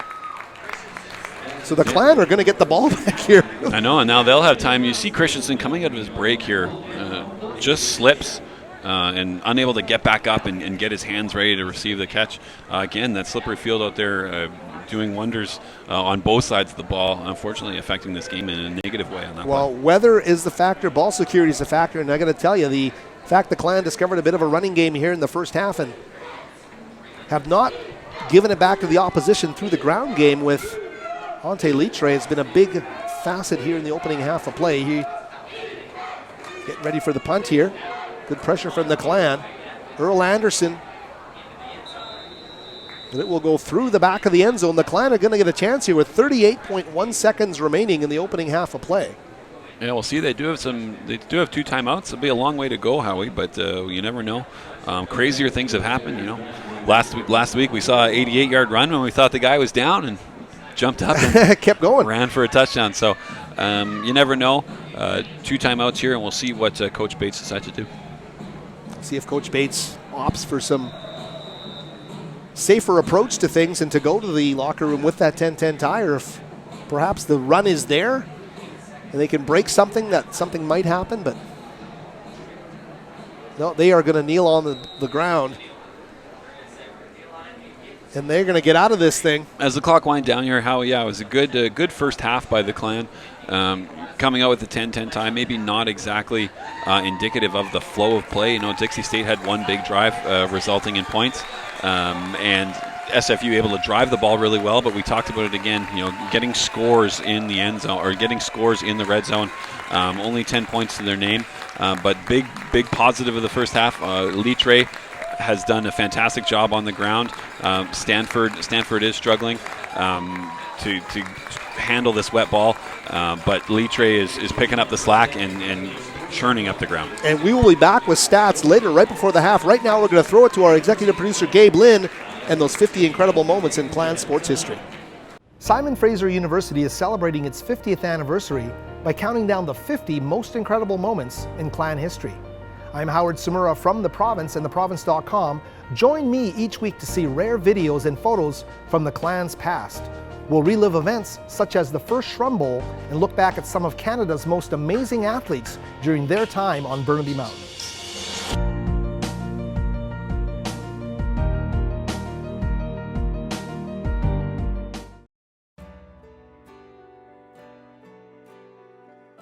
It was just a natural thing that happened, and the very first game was here at Simon Fraser University, and there were 2,200 fans in the old West gym, and it was just jam-packed, standing room only. It was exciting as could be. They say the best rivalries need time to take root, yet on the evening of November the 26th, 1965, that theory was very quickly put to rest. The Simon Fraser Klansmen, just months old as a team, hosted the junior varsity UBC Thunderbirds in a men's basketball game. It would be the very first clash in any sport between the crosstown schools. We were very, very excited about that. I mean, it was an instant cross-town rivalry. UBC as the established power against the best schools in Canada, and SFU as the new kids on the block, just beginning a pioneering path of competition against American competition. In the press, there was a buzz about it, and there was a buzz on SFU, this campus, the very first year. Both teams came to play. SFU, which itself fielded what amounted to a near JV roster with only a couple of non-freshman players, trailed 25-22 at the half. But Klansman head coach John Lee Kutnikoff, who had opened the team's first training camp by having his players piggyback each other up Burnaby Mountain, orchestrated a second-half revival. We were a run-and-gun team, and we also almost always did full court press. We played great defense. You notice that we held them that first game to 51 points, and we held them down all the way through. In the end, SFU won the game 61-51, and as part of its 17-5 first-year record, would win the rematch 76-65 at UBC in early 1966. They would also sweep the series the following season. In 1967-68, UBC finally began to send its full varsity to oppose the Clan, and that season, in a home and away 2-game total point series, the Clan were once again victorious. It was just the start of, well, we're going to beat those guys, and we're always going to beat them. Of course, that didn't always happen, but what that first basketball game 50 years ago spawned was the start of one of the most intense and unique rivalries in all of North American collegiate sports. By 1967, the first Shrum Bowl football game would take place, and over the last half-century, while more intermittent than fans of the two schools would like, the rivalry has spread to include soccer, track and field, volleyball, and softball. It was a thrill. It was basically just a real thrill. We had a team that worked really hard, and John Lee Kutnikoff had an infectious personality, and we were ready to get that rivalry started. It was great.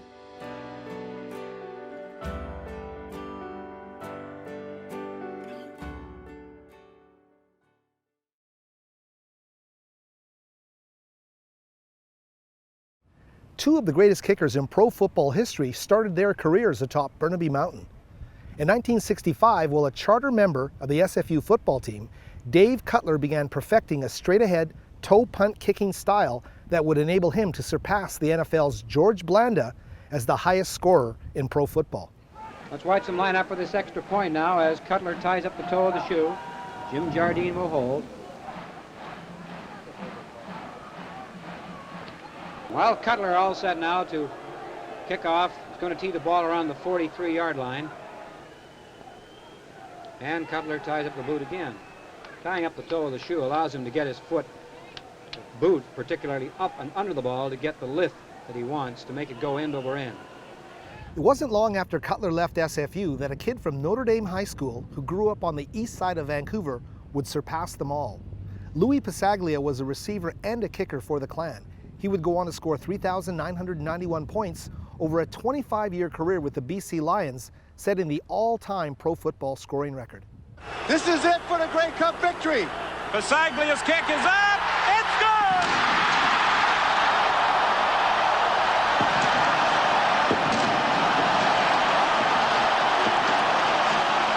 Lou Pasaglia with a second chance to be the hero. Split the uprights for a 26-23 win.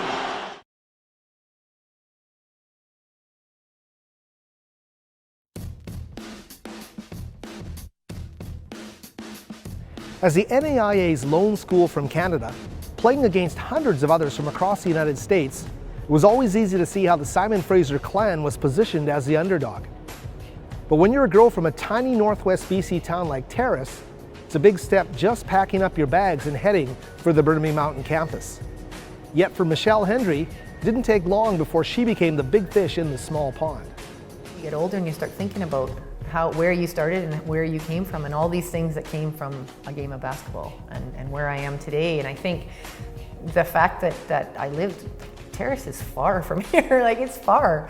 And I think the reason also I liked coming to SFU because it was far enough away from home. Going even into the States to go to an NCAA team, that to me was, I don't think I would have been able to function or thrive, I don't think. And the fact that we came here with this environment, it was still far from home, but it was still in BC, it was still in Canada, so it was like there's a little bit of comfort in that. Once she got her bearings, it didn't take the 6'2" Hendry very long to dominate.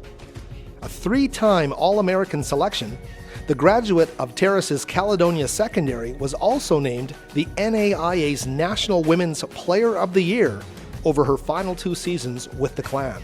I think I was a smart player, and I think lots of the stuff that I did that kind of got me to where I was because I could see the game 1 step, 2 step, 3 steps ahead, so I knew where to be when the ball was going to get there. And I think it's hard to teach. I think it's instinctual. Where it came from, I don't know. I think I just had good coaching early, and that was fortunate. And then I just learned the game. The more I played, the better I got, because the more I learned. And then we, it wasn't just me, the other teammates too. They just knew, Michelle's going to be here in 3 passes and we'll get it there. And that basically was what it was. Or I knew, Andrea's coming off a screen. I know if I go here, she's going to pass me the ball. And it just was like that with everything. Teammate Andrea Schneider's take on playing with Hendry? There's one word to describe playing with Michelle. It was easy. Easy. And for some reason, her and I just clicked. And, people talk about it all the time, but I knew where she was going to be every single minute on the floor. And Hendry, after a lengthy professional career in Europe and a stint with the Canadian national team, still looks back fondly on the events of a quarter-century ago at SFU. I'm not winning anything if I don't have that group of people around me. So I think that's, again, it's timing, it's luck, I don't know. It's just my good fortune to be around those great people for that length of time. If I had gone somewhere else, would this all have happened? Maybe, maybe not. I'm thinking maybe not, because it's a whole different environment. I think just the environment that we got to have here at Simon Fraser was such a unique experience that I don't know if you can have that somewhere else.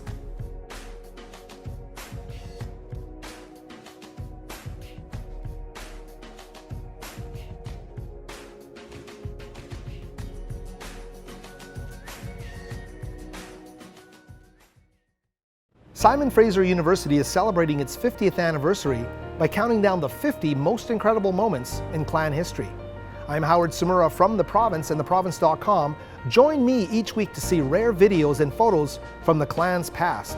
We'll relive events such as the first Shrum Bowl and look back at some of Canada's most amazing athletes during their time on Burnaby Mountain.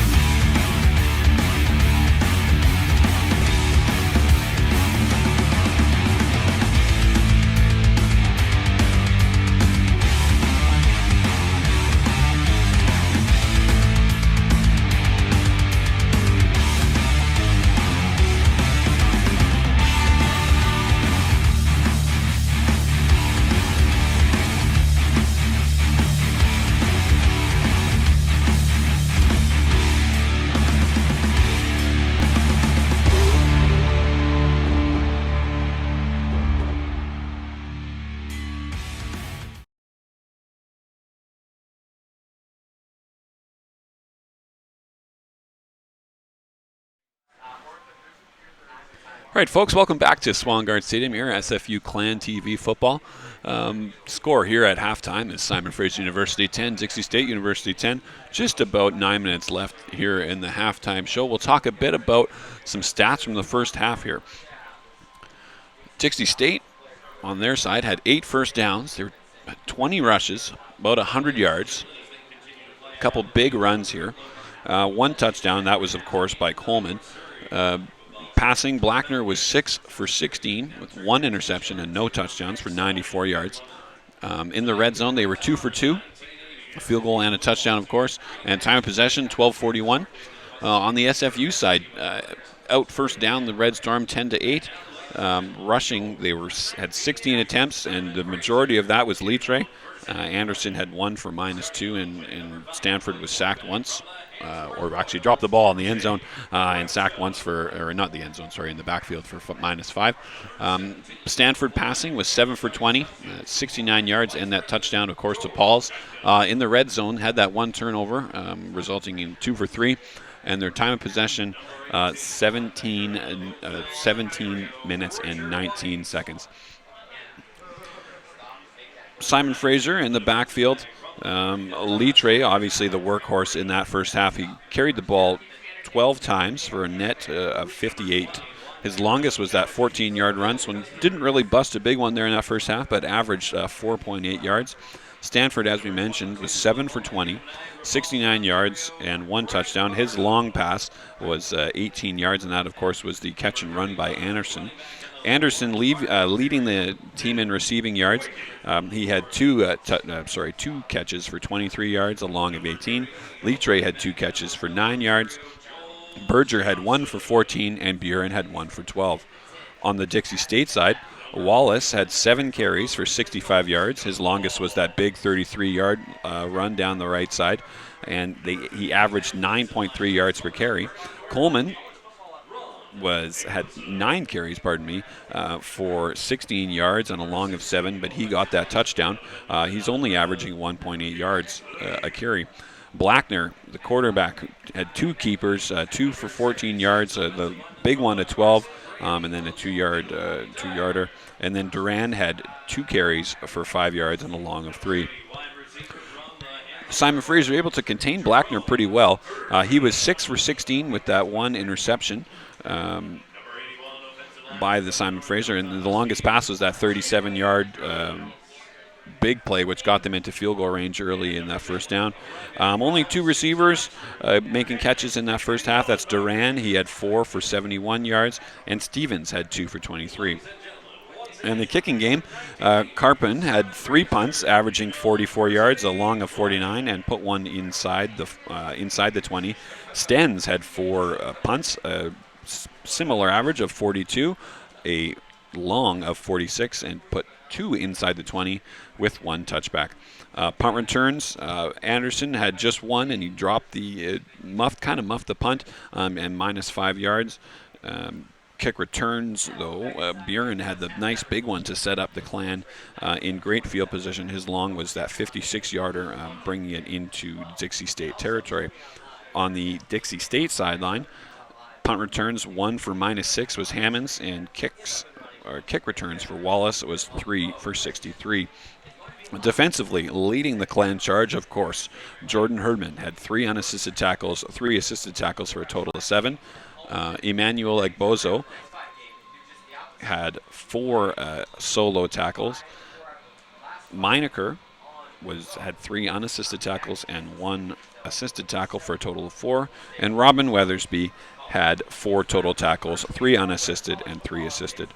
Your scoring chart here, of course, Giordani had the 37-yard field goal with 2 minutes and 4 seconds into that first quarter. About 5 minutes into that first quarter. That was on an 8-play, 58-yard drive that lasted just over 2 minutes at 2 minutes and 4 seconds, putting Dixie State up 3-0.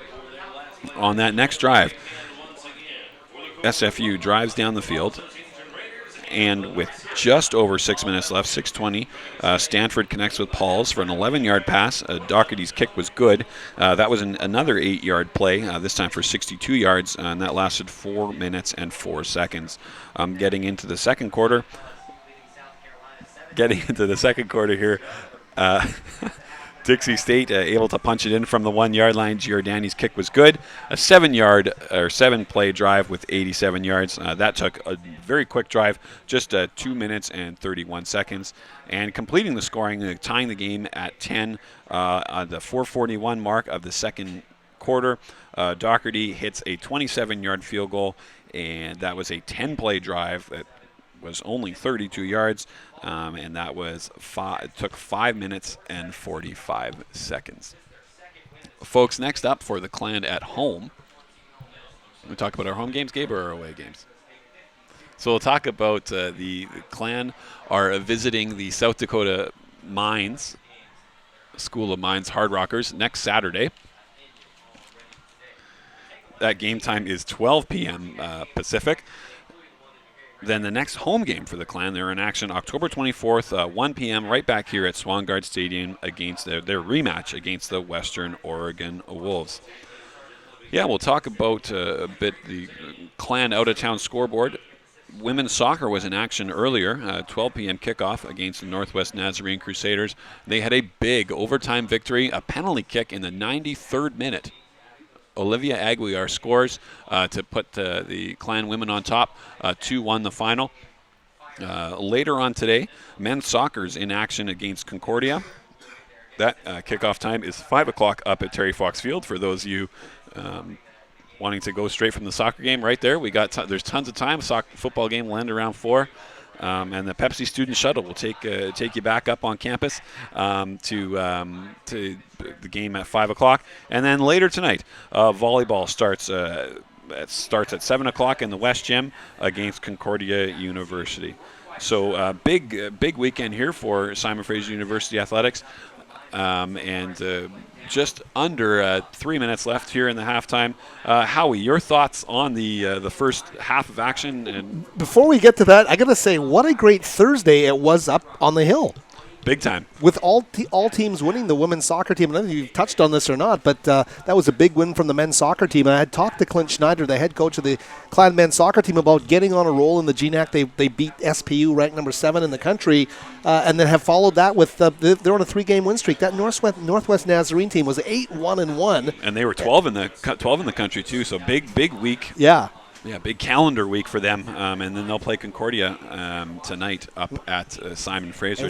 And Gina Smith's volleyball team also doing a number in straight sets on Western Oregon on that night. So, you look at this as being, part of the whole puzzle of a great weekend of sports at SFU. I know there's volleyball and soccer again tonight, but this Clan football team has given itself a chance, and clearly, they might not have been feeling too good about themselves following that loss 2 weeks ago at Central Washington. I think Coach Bates and company have done a great job of lifting this team back up to a place where they believe they can win a football game, and here they are locked in a 10-10 tie. Well, and they've really flipped the script offensively of their game plan. They've come out handing the ball off to Litre and passing a ton, which we've seen in the past. It was all about Hayden and Legou, and we haven't even seen those guys on the field just yet. So something in the game plan to Litre, the big bowling ball running back, running for 58 yards in that first half. I look at him being a key in the second half, running the ball with him and pounding that ball inside. You know what? I mean, you played linebacker at Queen's University. I mean, you guys went to a Vanier Cup. You won it. You know what it's all about in terms of rallying points on a football team. When you see a hard-nosed kid taking it up the middle and having success, what does that do to the whole team? Big hits on offense and big hits on defense are fantastic, Howie. I probably got hit a lot too often on defense to run over, but no, I'm just kidding. Big hits and physicality on the football field has been key, and it really lifts up everybody. Football's become a very big game of the skill positions and wide receivers and scat backs running out of the backfield. But any football purist will love hard-nosed football. Litre running through between the tackles. My big guys against your big guys, and we're just going to run you over, and that's a lot of old school football, and that helps the culture of a football team and really brings their charge even better. Big hits on special teams, slot receivers taking punishment on catches. fullback types going up the middle, absorbing the contact. You find success in those types of areas, right? Nitty-gritty stuff, as you say, really gets the whole team involved. It gets you amplified, and, on a sloppy day like today, I think it has kind of calmed down out there. It's still coming down, cats and dogs, but it's calmed down a bit out there. It's still going to be pretty sloppy on the field. The wind has died down, so maybe this system is settling in a little bit. The flags there in that northwest corner are pretty calm, or northeast corner, pardon me, are pretty calm there. But yeah, SFU lining up for this kickoff here. We're going to get the second half started in just a couple minutes, but I really look for SFU to keep controlling the ball. They've been doing a fantastic job of controlling the ball, putting drives together, putting big, long drives together, and hopefully defensively keep doing what you're doing. Had that one big drive with a couple big, quick plays that didn't go your way, and that quick touchdown, but defensively really key in on pressure that young quarterback. He hasn't had a great afternoon, only 6 for 16, 94 yards, half of that coming on basically that 37-yard pass. So not a fantastic afternoon by any means for either quarterback, to be honest, with that wet ball. But it's a brand new ball game. You got 30 minutes to go, and it's 0-0. So the game can go anywhere from here. Well, Doherty set to kick off the ball, and look at number 44, Ante Leitra out there on specials, ready to get his second half off to a rousing start. That kid does everything. Here's Doherty with the kick, and we're underway here on Clan TV from Swangard Stadium. It's raining in Burnaby on a Saturday. GNAC football. Howard Samura with you, as well as Nick Sersky, our analyst, and some great special teams play there by the Clan. They will get down and make a nice tackle. That was number 17, Josh Bain, the defensive back, the freshman out of Coopville, Washington, with a big stop on special teams for the Simon Fraser Clan. Yeah, not a big return there. Howie, they're going to start inside their own 15-yard line at the 14, and that's exactly what you want from Simon Fraser special teams unit. Fantastic work to pin them inside their 20.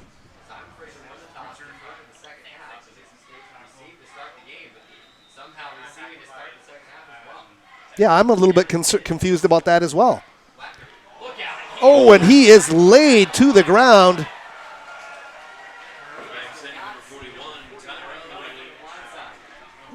Fantastic. Radich, the Terry Fox grad, getting in there and laying the wood on. Just sneaks through that left side, and Boy. Massive hit down at about the 5-yard line. And That'll Blackner went down hard. So second and long here. I thought Simon Fraser won the toss and elected to go on defense to start the game, Nick. And they're on defense here to start the second half. I'm a little bit confused about this, but They might have taken the wind in the second half here, but I don't see much from up here. You're right, but maybe down there it's a little different. Yeah, the flags aren't even blowing, so I'm not too sure what happened there, but. Or maybe this is just Kelly Bates saying, hey, you know what, we're going to take the ball away from you. Well, we saw Radich with a great play. Exactly. 3rd and 15 down here, Howie. So 3rd and 15 here for the Red Storm, and the handoff met immediately and may have gotten to the line of scrimmage. I believe that was Coleman.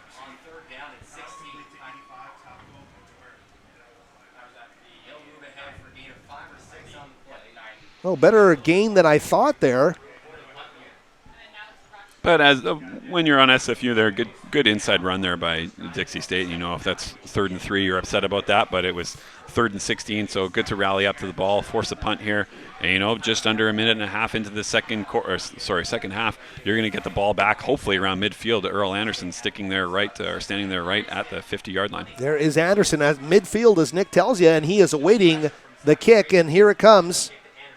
Going to take a bounce over the 50-yard line and just drop dead. It just stops in its tracks at the 48-yard line of the Clan. So Simon Fraser with some nice field position here for their first possession of the second half. Yeah, we are getting a shot of the flags there, Howie. It's They're swirling starting out to, there. yeah, they were calm just a second ago, completely all three. We're in the warm, fuzzy confines of the press box, though. But here we go. A big start, big drive here, starting the ball at midfield here. Hopefully SFU can punch it in for some points.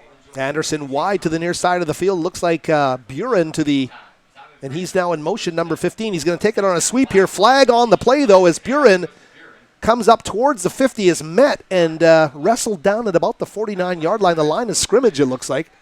But flag's on the play, and we'll wait to see what the call is here.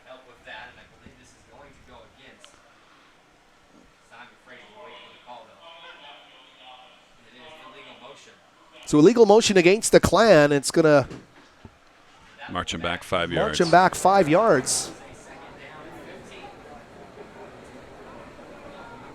So second and 15. Yeah, not the way you want to start your first possession of the second half. So the Clan now move back to their own 44-yard line. Here is Stanford. Familiar sight today is Litre in the backfield with him, Buren in motion.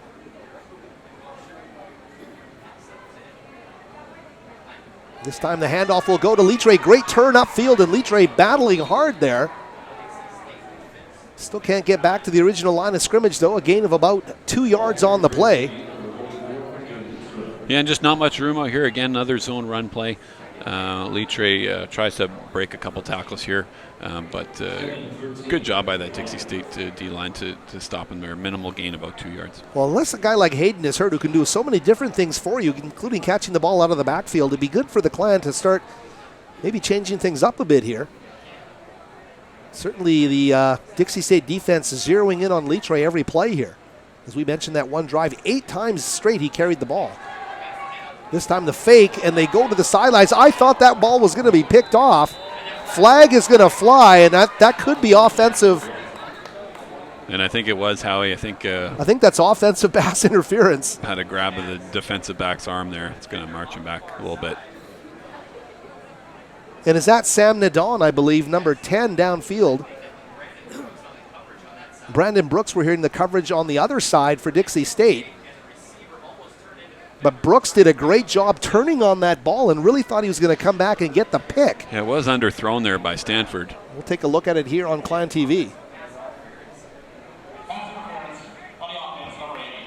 Just didn't quite get enough on that ball. Didn't really lead the receiver down the field. The only real play was defensive back, and you know what? You'd rather have a 10-yard penalty than a turnover. So that's a good point to make. That's a good play by Nadon. So Nadon did what he had to do there.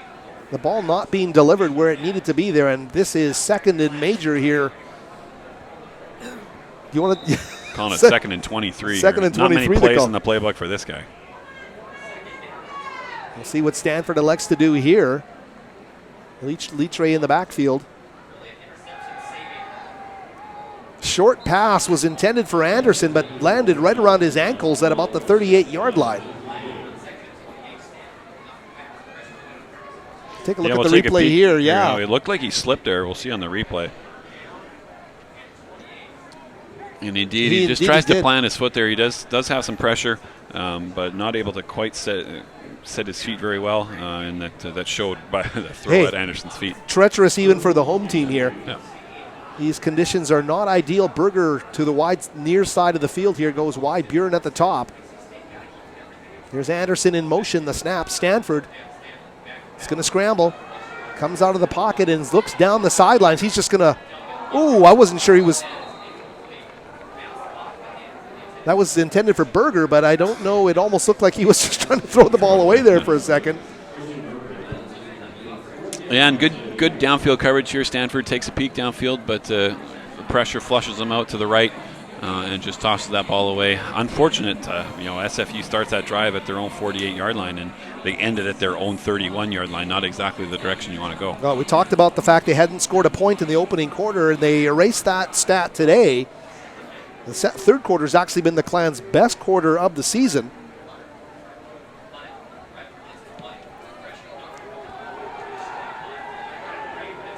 Take a great bounce here for the Clan. It's going to be fielded at about the 24-yard line. So Dixie gets a not bad field position, but Simon Fraser maximizing its opportunity on the kick there. Yeah, and you're really hoping for points on that drive when you start at midfield, but unfortunately, SFU is going to have to come up defensively again. They had a nice 3-and-out to start the first drive of the second half here, and hopefully they can do so again. That front seven's chomping at the bit. Here's Blackner. He's just throwing it away there.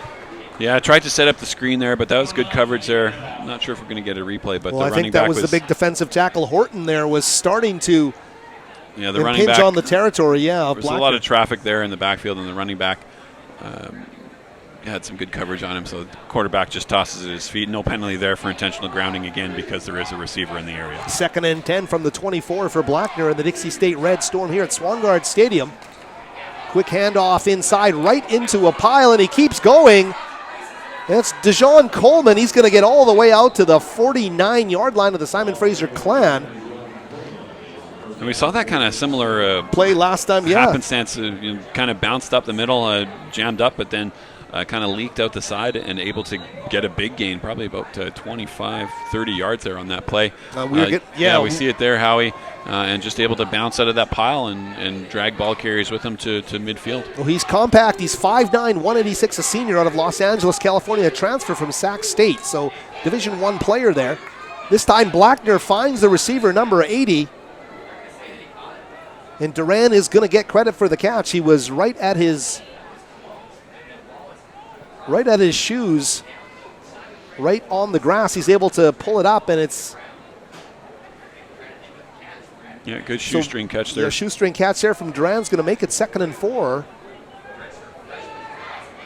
For Dixie State, he's having a solid game, a favorite target of the rookie quarterback Blackner.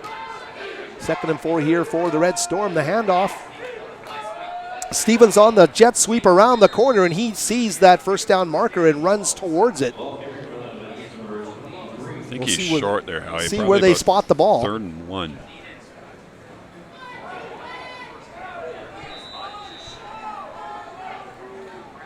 Yeah, and good rallying up to the ball there. And you're right, just shy.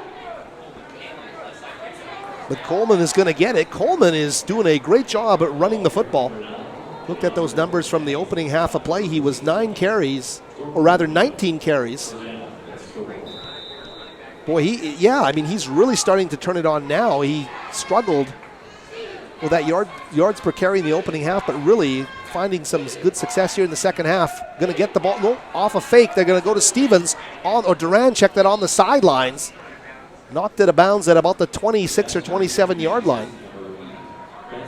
This Dixie State team is moving the ball down the field, Nick. Yeah, nice little play fake and the quick out. Able to pick up 11 yards there on the first down. Clearly, 9 yards there. It is going to be 2nd and 1. 2nd and 1, but the fact that Coleman is running the ball as well as he is really starting to free things up for Blackner and company, and the rookie feeling very comfortable working from that quarterback spot here in his first start in the GNAC. Well, a timeout being called. Boy, and that rain is still pounding the field down there. You're right. It did ease up for a while, but it's regained its intensity here. What does that mean for the Clan in terms of, well, they got to make a statement on defense. I mean, we saw one segment of that first half, Nick, where we were seeing turnovers on virtually every possession. It must have happened 3 or 4 times in a row. It's calmed down a lot from there, but the turnovers have calmed down, but so has offensive efficiency here. Howie, it's been a bunch of kind of short drives, punt the ball back and forth. Nobody really able to get the upper hand here with regards to field position here. This is the deepest Dixie State's been obviously in this half after their first 3-0 to start the second half here, but. Big play here for Simon Fraser, 2nd and 1, hoping to force Dixie State to a 3rd down. Well, the Clan need more intensity here. They showed a lot of it in that opening half on both sides of the ball, but boy, they have been struggling ever since they got inside the red zone and were forced to come away with that field goal in the second quarter. Here's Blackner looking with a deep ball, unable to find the receiver. Stevens. That was good coverage there by Meinecker downfield. Ben Meinecker, number 6, doing a solid job at his safety spot there.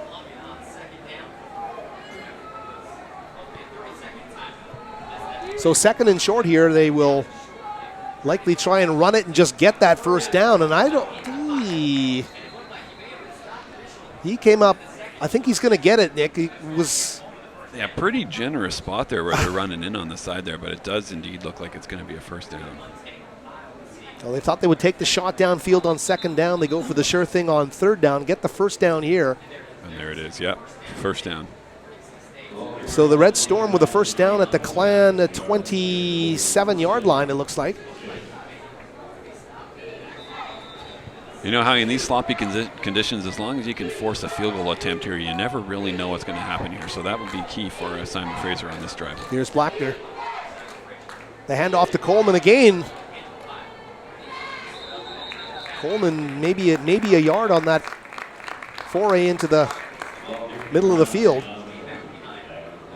Yeah, not much room there, and that's the kind of physicality that we like to see from Simon Fraser that we saw earlier in the first half. Kind of came into the middle there, but the Herdman brothers and the defensive line there, Quinn Horton anchoring the middle, big stop there, 2nd and 10. All about taking those gaps away. Here's Blackner to the sideline, unable to hook up with Barkley Christensen, the sophomore wide receiver out of Blanding, Utah. So both quarterbacks really, in terms of precision, it has not been an epic oil painting to speak of here this afternoon. Yeah, it's been a sloppy game in the passing game. Even defensively, there's been some missed tackles as well in the running game. But if SFU can force a long field goal here, you never really know what's going to happen here. So force an incompletion here and see what happens. Penetration from that front four would be huge if they can get it, and they're getting some pressure on the quarterback. A deep ball down the field, and we're going to wait and see. It is a touchdown. And is that Stevens?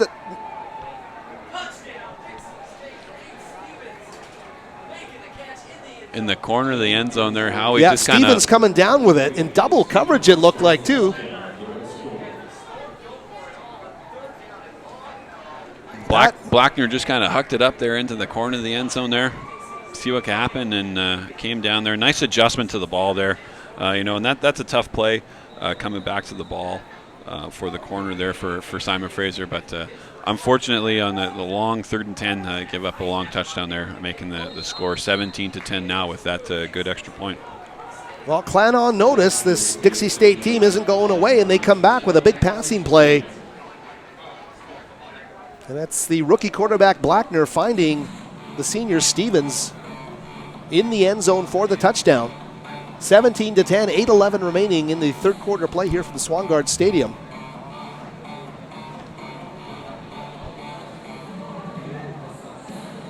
And you talk about having to bounce back from tough adversity in games, and we'll see what the Clan have and what they're made of here over the And it was their return game that did it last time, Howie, here after that the Dixie State touchdown, their last drive. Bjorn brought it back 56 yards inside Dixie State 40-yard line. So we'll see what they can do here, but really got to put a drive together.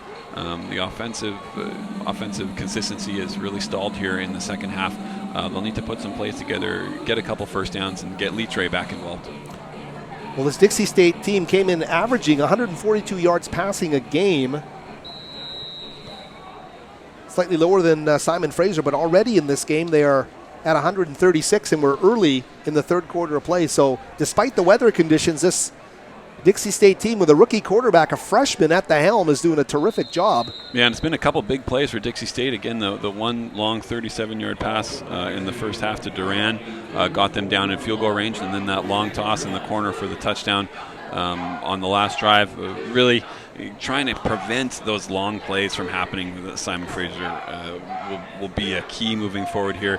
Something they struggled with against Central Washington last week as well. So they'll really have to tidy up that back end. 1st and 10 at the 35 here for Ryan Stanford, the senior quarterback. Phoenix, Arizona native is at the helm here, and really the Clan have to get things going. Some great excitement in that first half when the running game with Ante Leitra in the backfield starting to emerge, but the Clan have been bogged down, unable to string together first downs here of the last few possessions. Here's Stanford. He's going to find Anderson. Anderson down at about the 41-yard line. So a gain of about 7 on that play.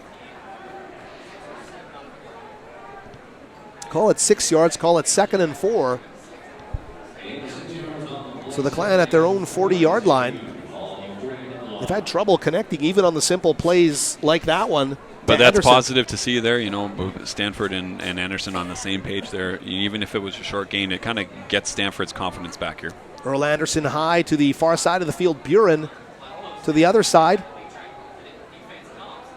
Here's Leatre. He faces a wave.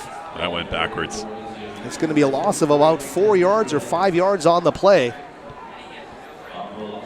And it's just a toss play to the right there, or toss play to the left. You see a couple pulling guards. That's Couture out in front and Gakusana. But the second wave comes too quickly. Dixie State able to get penetration and rally up to the ball carrier for a loss of about 8. So 3rd and long here, and the Clan had some early success at one stage 2 of 4 on 3rd down conversions.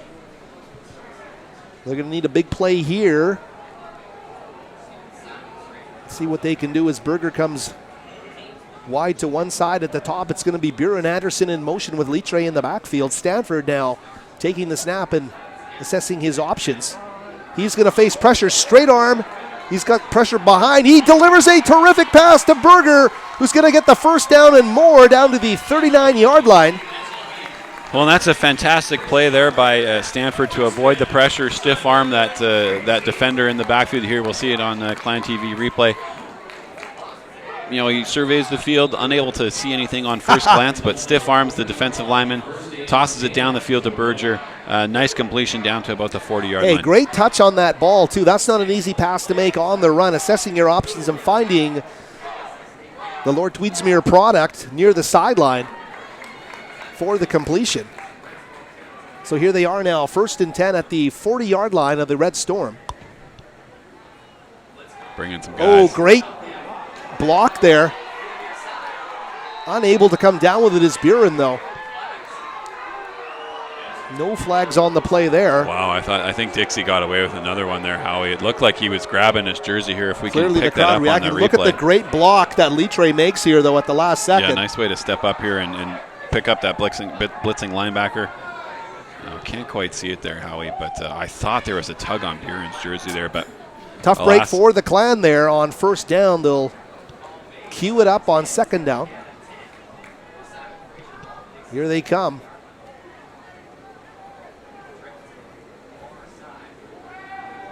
Stanford looks downfield, quick release there, and he's going to find his man.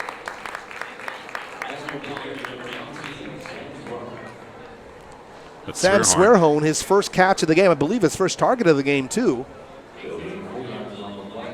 Makes that a bit more manageable now, 3rd and 7. Howie coming across the middle, that's Swearhorn. But a nice tackle there by Dixie State to limit the gain here. About 3rd and 7, another long conversion here. Well, they went long to Berger last time out. See what they can do here this time. 3rd and 7 at their Dixie State 37. Stanford pass all the way, finding Litre out of the backfield. Ante Litre is going to get the first down. He's in the middle of the field, and he's rumbling down to the 18-yard line. Litre, great play. Love the physicality after the ball, Nick. He loves to punish would-be tacklers, and we saw a good example of it there. Boy, and I really didn't think that was going anywhere. Howie, you'll see 2 Dixie State defenders here, but he's able to break one tackle and then another missed tackle here, and able to rumble down inside the 20-yard line. Fantastic play. Love the way he gets maximum yardage, even dives at the end of plays. And Litre doing a great job there. We were watching the Azusa Pacific game and looking at that way that Josh Hayden was struggling. They started using him in space. They're now starting to use Litre in different ways, and that was pretty effective. And it's just getting your skill guys the ball in different ways, and that's a nice swing pass out to the right side and make somebody miss. You know, we haven't seen much success with the downfield passing game, so if you can spread the field side to side, make some guys miss, you're going to get these kind of plays. Oh, nice to see Litre adapting after the run game getting shut down a bit. And Litre's even calling out signals there in the backfield with Stanford. Go to the other side of the field as a decoy, and they are going to get a touchdown in the far corner of the end zone. That's Paul's again. That's Paul's again, and boy, I'll tell you, Paul's was all alone, Nick. Litre went the other way. They all keyed on him, and boy, some great opportunity for Andrew Pauls, the Vancouver College product, on the other side of the field for a touchdown pass. Fantastic quick release here by Stanford. Dixie State brought some additional guys, some linebackers, and that's what made Pauls so open in that left flat. Stanford able to recognize that, quickly get it out there. Fantastic catch and run. A little stiff arm there and dives across into the end zone. And look who's scoring these points. The big guys that like to challenge people physically, as the point after by Doherty is good. Simon Fraser back into a 17-17 tie. 4:36 left here in the third quarter. a trend emerging here. Litre doing some great things physically, a big body. Paul's a big tight end type on the other side, as you mentioned. Is not gonna. He's gonna mess with those tacklers. They're unleashing some punishment here on these Dixie State defenders. It's been good to see, and getting your skill guys the ball in space. That's what you want to do. Dixie State, blitzes on that last play. Stanford able to recognize it. The senior quarterback, he's been there before, facing pressure, and flips it over the middle. And Paul's able to run it in from 30 yards out for the touchdown. Well, Paul's doing a great job, and Litre with 93 all-purpose now is getting that number up there as well. So some solid numbers coming out of the Simon Fraser attack on that last possession. And we talked with Coach Bates a bit. We were mentioning Stafford and the senior class here. We talked to Coach Bates earlier in the week about his seniors. I think like I said, we got a special group of veterans, a special group of seniors, and they understand that what they are doing, the way they approach practice every day, the way they approach their academics, the way they carry themselves, it's not just building the foundation. They're leaving their legacy, which helps create that foundation. And they understand that. So with the young group of guys that we do have on the team, they're greatly affected by that. And, I think the more we create an atmosphere that allows everybody to grow, we're going to see leaps and bounds throughout the season. Now, there's always things like injuries that you can't count on, and you can count on them, and they're going to come, and they have an effect that sometimes you can't plan for. But for the most part, we've got such a great group of kids that I expect nothing but growth, and they know that. They understand the expectations, and they will continue to work hard and continue to strive to become what they can become by the end of this year. A great play there by Jordan Pugh as we get back to live action out of that Simon Fraser defensive backfield. Close coverage on the play there as the Dixie State Red Storm going for a pass just past that first down marker. So now 2nd and 10 from their own 34, the Red Storm. Wallace now with the ball heading towards the far sideline, and he's going to get tackled right away there by... And SFU's done a better job of stringing out those plays. Earlier in the game, they were getting 6 or 7 yards. We'll take a peek here at the replay. I think it was Jordan Herdman actually from the middle linebacker spot getting that tackle. But SFU's really been able to string those carries more out towards the sidelines as opposed to them being able to cut up the field and forces a 3rd and long. Robin Weathersby out of that secondary. Great play by number 22. 3rd and 8 here for the Red Storm from their own 36-yard line. Oh, and throwing to no one in particular on the far sideline was Blackner. And he had a man over the middle of Howie, but he wasn't able to see him. Jordan Herdman in coverage, just a shade behind, but unable to see him. And the pressure by the Clan defensive front is able to force that incompletion. Hey, score the touchdown, come back, get the stop. I think important for this Clan team here. 4th down now. The Red Storm set to punt.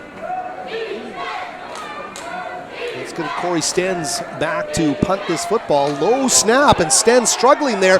Almost blocked. A low wobbler is going to fall, and Dixie State getting the maximum out of this one. It's going to roll to the Clan 35-yard line. So Simon Fraser again getting some good field position. Boy, and that was a break for Dixie State there. Able to get that punt away. It might have been tipped, which was why it was didn't get so much down the field, but also why there wasn't a roughing the kicker, the penalty down there. I thought there was some contact there. But SFU will take over again, with good field position here. First and 10 at their 36-yard line. Hopefully able to put some points on the board. Of course, this Clan offense coming off the touchdown drive, and the touchdown by Andrew Pauls, the Vancouver College product, has both of the majors here in a 17-17 tie. 3:28 remaining, 3rd quarter of play here. Both these teams trying to snap 3-game losing streaks in the GNAC opener for Simon Fraser here today. Play action, Litre the fake, and they find the open man who's going to get about a 5-yard gain. And that looked like Alex Iezzi, the running back, able to come up with that catch. You'll see here on the replay how he's just able to slip out of the backfield. The play action fake, and he was the tight end there on that left side, able to sneak out. Good gain there on 1st down, making 2nd and 6. So Iezzi playing a role out of the backfield, catching the football there. So 40-yard line on second down here for the Clan. Bad snap goes through the hands of Stanford. He recovers, throws to the sideline. Really just throwing that ball away and avoiding the loss of yardage. So smart play there by the senior quarterback, Ryan Stanford. A good play there by him just to pick up that ball and get it out of bounds. You know, that play was pretty much doomed from the start there, dropping it, but tossing it out of bounds, and, you know, you'll rally up. Oh, a late flag here. Yeah, that was a late flag. I've got a feeling perhaps one of the Clan players was they called it intentional grounding there, Howie. Oh. Well, the latest intentional grounding call in the history of football. Well, Howie, it takes some time for them to chat with the other officials to see, you know, if there was a receiver in the area, if not. And I guess they deemed that there wasn't. Jeez, I thought there was actually. That's a tough break for Simon Fraser here, as we talked about. Getting that stop on defense after scoring the touchdown now, faced with 3rd and long here at about 3rd and 15.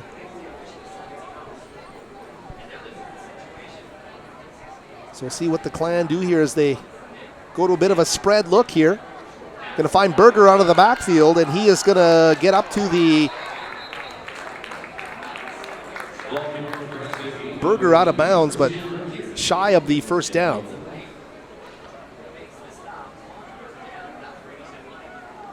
So the punting unit coming on now for the Clan. 2:34 left in the third quarter of play.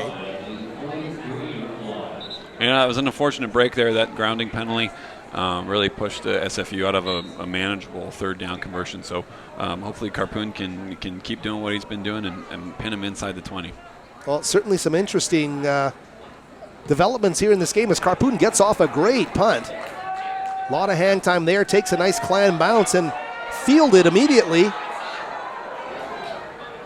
Oh, and he is making some great yardage, and we're trying to get the jersey number here.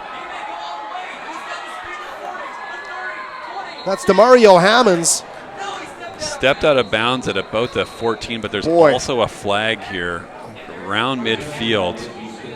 So if the Clan catch a break, it's going to come back a number of yards. If not, they get a huge play from Hammonds. And part of that is, Nick, he doesn't fair catch the ball. He fields it and just takes off, really catches the rest of the defense flat-footed. Yeah, and then a couple missed tackles, and then he was able to jump outside. And they call a chop block there against Dixie State at midfield. So that'll be 15 yards from the spot of the foul. They'll probably start about the 35-yard line there based on where that flag was thrown. But that's a break there for that's a huge SFU. break for the SFU Clan. You're right. The breakdown on special teams, the great run there by Hammonds. But Simon Fraser will get a bit of a break there. And boy, that wind out there is really picking up, Howie. Look at where those flags are. Yeah, it is. Driving rains. It's cascading in sheets here down on the field at Swangard Stadium.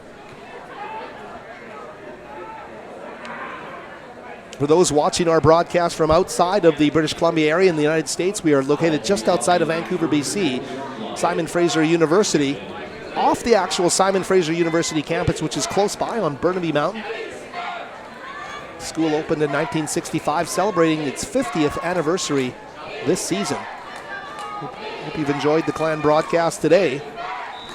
We are 2:06 remaining here in the third quarter. Dixie State 1st and 10 from their own 35, and they're going to go to the far sideline and again get a big gainer. Ooh, they will rule that ball, that they were down. He stepped out of bounds there early, yeah. That was Stevens, number 23. And he's been who had the ball come out late. He's been kind of that safety blanket out of the slot there, Howie. Able to catch it, break a tackle, do some fancy tiptoeing down the sidelines. But Herdman able to rally up and make that tackle. Yeah, Jordan Herdman, the middle linebacker, great stop there. Wallace in the backfield, he's going to get the handoff, change of direction, but slips after a gain of about 3.5 yards. And he looked like he had a big gainer coming, but that footage was really, it gave away under him, Nick. Yeah, we see the effects of that sloppy field here. He just he's trying to plant and cut to his right through that hole there, but slips up, and that's the natural grass footing for you. So 2nd and 7 here at the 41-yard line. This time it's Coleman. He spins through the contact and is going to get the first down and more. That was a tough run up the middle from Coleman. Yeah, it looked a bit like Litre on that one, just bouncing off would-be tacklers and gets that first down. There's a great see the spin replay move there. Yeah, fantastic work there. You know what? And just keep churning your legs. If guys aren't going to wrap you up, you gotta keep running. They're looking for the touchdown here, and they're going to have it. Touchdown, Dixie State. And Hammonds with the touchdown catch for the Red Storm. They are making plays through the air despite the conditions here at Swangard Stadium. The passing game coming alive for Dixie State. That's another big passing play there. Blackner able to get some time. Tosses the ball down the field to Hammond. A great catch there. Able to extend and complete the process of the catch there as he falls to the ground. We're talking about this team averaging 142 yards through the air per game. They are well past that here. They're having a season best game through the air as they get the extra point. So Giordani with the point after, and the score now 24-17 with under a minute remaining, 49.6 seconds left in this third quarter.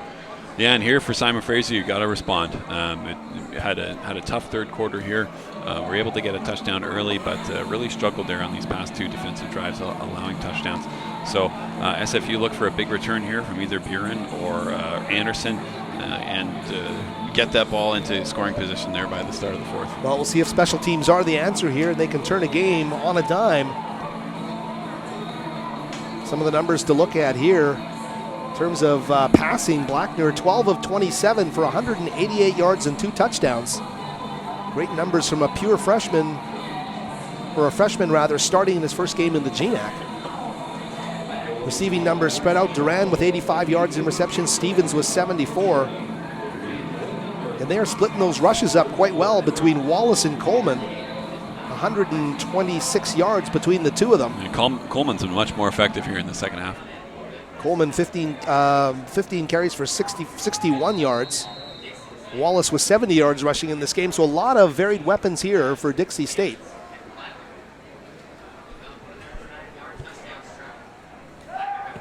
Low kick. Skits on the ground and is picked up by Anderson at about the 23-yard line.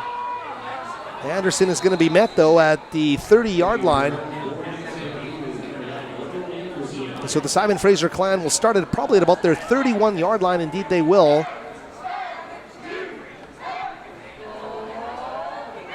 Simon Fraser, of course, with that touchdown drive to Andrew Pauls. We'll see what they can do here the rest of the way, but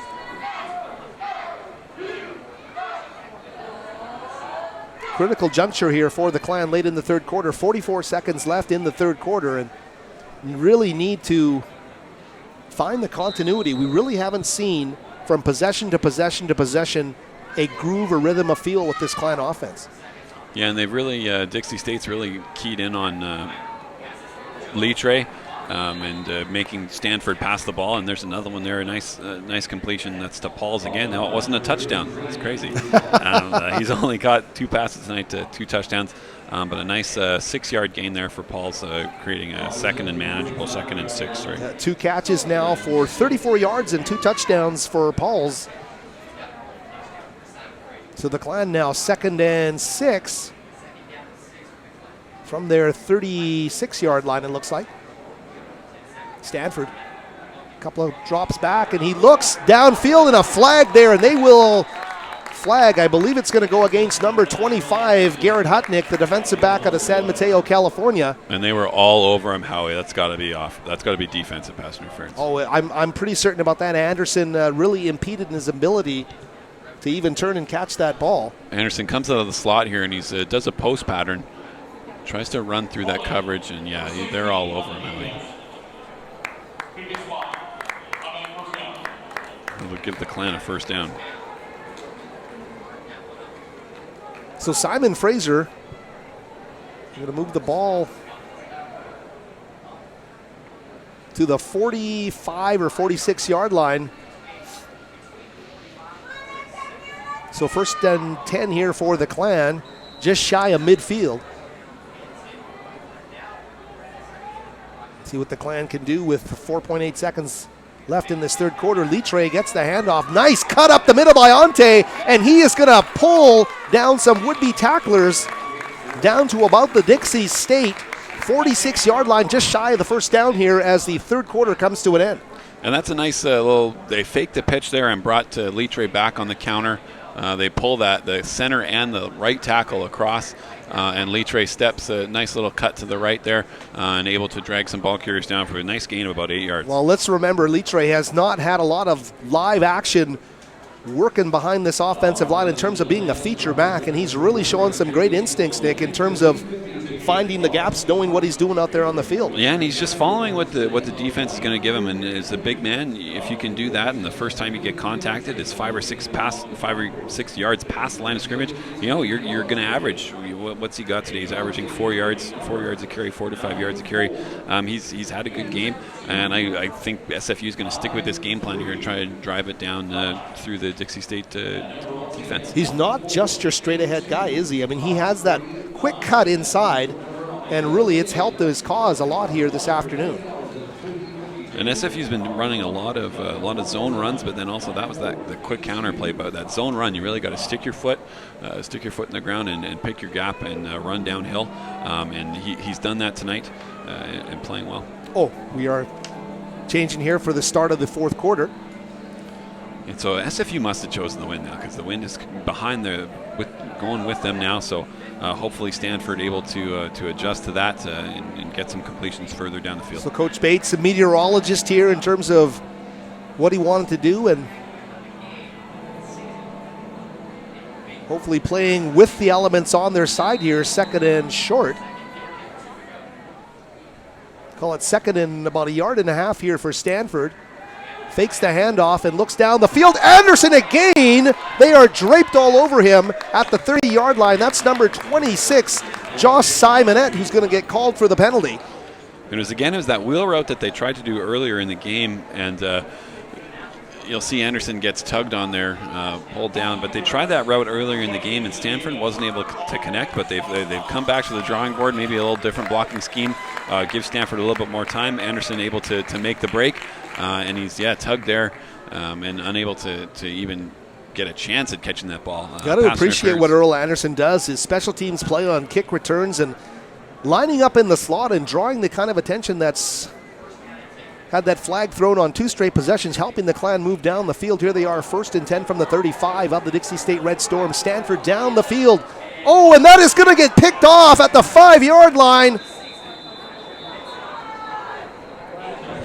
That is an unfortunate turn of events here for the Simon Fraser Clan. Colton Olson, number 12, the sophomore out of Utah. There's a flag, Howie. Offside on the defense. SFU keeps the ball. They're dodging bullets here. Oh my gosh, what a huge break for the Simon Fraser Clan on that play. I believe it was offside here, Howie. Yeah, they're marching off 5 yards. Offside. 1st and 5, luckily for the Clan. Wow, Simon Fraser catching a huge break there on the offside penalty against the Red Storm, and they will take over now. 1st and 10 from the 28. Here's Stanford. Oh, and they look for Litre, who makes a Herculean effort to haul that pass in, but just not in the neighborhood there. And they had him, Howie. They play action pass away from Litre, and he faked like he had the ball and snuck through the line. Similar to we saw Hayden do that back at Western Oregon there. So I know Litre. The elements are tough here, but Stanford, boy, he's got to throw some of these. Some of these need to be completions here for the Clan. That is a tough one. So let's call it second down now, 2nd and 5. Low snap for Stanford, again to the sidelines. This time fires it to Buren. And Buren down to about the 17-yard line. That's a first down for the Simon Fraser Clan. They're driving Yeah, and a nice little quick out by Buren, a nice route. Anderson kind of runs off the safety down the seam there, and Stanford able to connect with Buren for a first down. A nice throw there by Stanford. He was off on the throw to Litre, but this time right on the money with Buren on the near sideline. 1st and 10, Simon Fraser at the 19-yard line inside the red zone, and we'll see what that efficiency looks like here, Nick, as you've been talking about Buren to the near side of the field. They got to punch one in here, Howie. Stanford rolling, feeling the pressure, but he's going to find Pauls, I believe it is, on the sideline. Andrew Pauls again, a great catch. And he's going to take it down at about the 13-yard line.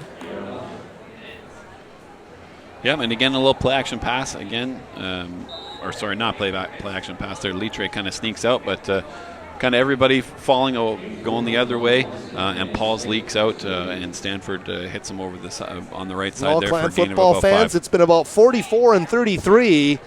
Litre and Pauls have been huge in this game. Let's not forget about 15. Buren lining up on the near side of the field wide. Berger at the top. Low snap. Stanford recovers, looks downfield, and throws it right at the shoelaces of Christian Berger. Nice recovery there by Stanford, but you don't want to be wasting your downs here in the red zone. No, exactly, Howie, and I'm not sure if it was a bad snap or just the wet ball here. We'll take a peek on the replay. It's a little bit of a low snap, but you'd think these guys live in Vancouver. They'd be used to the rain here, but bad snap, but able to not take the sack, get rid of the ball here. Hopefully 3rd and 5, 3rd and 6. We'll see what they can do here just inside the red zone. Coach Pau dials up here in the play calling department as Anderson comes wide to the near side of the field. Buren at the top. Litre in the backfield out of the shotgun. The fake to Litre, and Stanford turns, fires, and he's going for Litre in the corner of the end zone. Can't find him. Boy, Litre there. And they tried that same kind of sneak him out of the backfield after the play action pass to him. Unfortunately, that time he was covered up and not able to make that grab behind the back. And not an easy catch for a guy of Litre's skill set. That was a tough one. Doherty now set to kick this one here from 36 yards, and it is going to go through. So Doherty knocks it through, and the Clan get what they can out of that possession, making it 24-20. 13-10 remaining in this game. So where are you on that drive, Nick? Are you up, you down, in between, or where on what Simon Fraser did on that play? They made some nice things happen, but you want to punch that in. Yeah, some good, some bad, and it's been the story of the day. They've lacked consistency, especially, we talked about red zone efficiency. Yeah, they're getting field goals, but you really want to get big scores, 7 points on the board. Would have tied the game here, but SFU is going to have to lean on their defense here. Dixie State's been moving the ball here in that third quarter and now into the fourth here. So we'll see what the defense can do trying to stop this Dixie State run and pass attack. Well, the defensive numbers right now, Jordan Herdman leading the Clan with 9 tackles. Meinecker with 6 out of the defensive secondary. Weathersby as well out of that secondary. Nick Bazo, part of that linebacking core, has 5 tackles as well. So see what the Clan can do here. That is Doherty set to kick it off here from his 35. The low driving kick goes right over the head of number 23, Nate Stevens.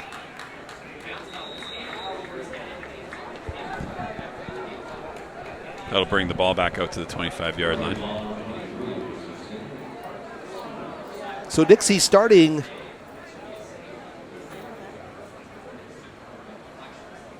so it is at the 20-yard line. It'll come out.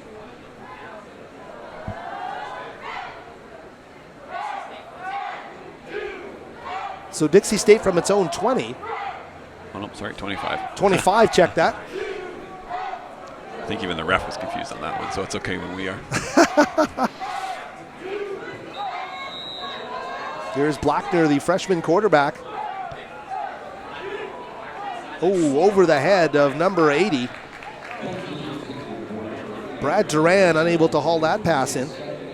A bit of a high toss there from Blackner. Unable to haul that one in, brings up second down. Of course, this Dixie State running passing attack check that has really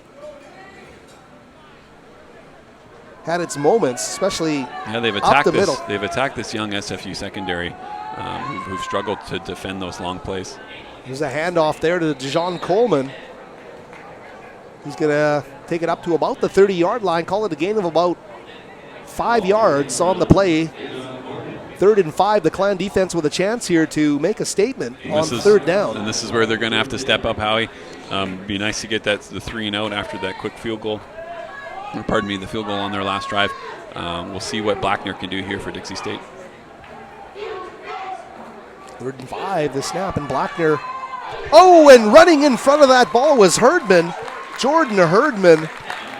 Pass breakup, not the pick that he wanted, but a clutch play on 3rd down by one of the best tacklers you're going to see in all of Division II football. And you're right, we normally see him in the running game really flying to the ball, tackling, but right there he knew exactly where the quarterback was looking, flew to the ball and able to tip it away. You know, he wish he would have caught it and taken it back for 6 because I don't think there was anybody in his way, but great play there by Herdman. Well, giving it a chance to Mr. Anderson here on the punt return game to make something happen for the Clan in terms of field position, and they could get some good field position here. Low kick. Anderson's going to leave it and let it go, and it really dies quickly on the grass at about the 26-yard line. The rain has subsided a bit out there, Howie, but it is still windy, so we might get another system in here before the end of the game. But, see those flags still getting a workout there in that northeast corner. So the remnants of a tropical hurricane out of the Hawaii area, I think, is what happened, and we were supposed to feel it in this area both today and tomorrow. And certainly the rains came right in time for the opening kickoff. That was beautiful in the morning here. I was here helping set up. It was awesome until about 60 minutes before kickoff, and then the deluge started. It was, but you know what? That's all right.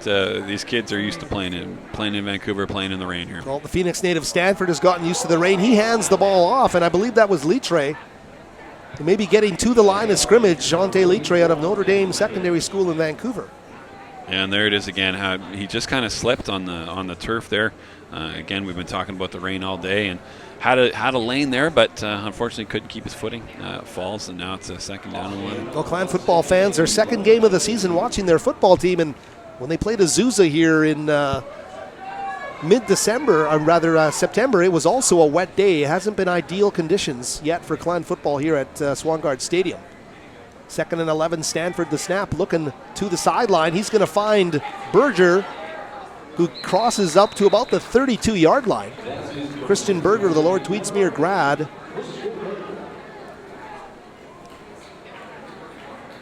So that's going to be a gain of about 5 yards. Yeah, and a nice little they give it a nice spot there. Dig route there by Berger, able to wrap it up and head out of bounds. About 3rd and 4 there. Yeah, it looks like about a 6-yard gain there. So see what happens here now for the Clan on 3rd and short, 3rd and 4.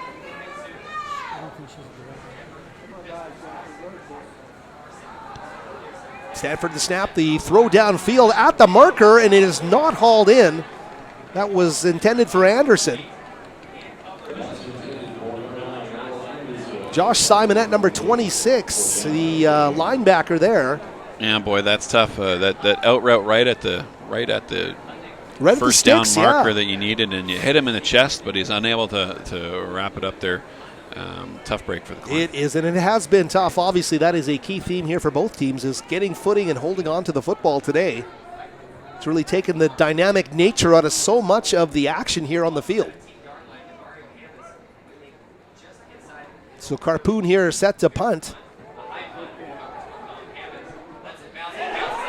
Oh, it bounces off of him. Simon Fraser will jump on the ball, and they are going to take the ball. This could be the game's signature play, because coming up with it is who else but Ante Litra on specials. Wow, this kid is everywhere out there, Howie.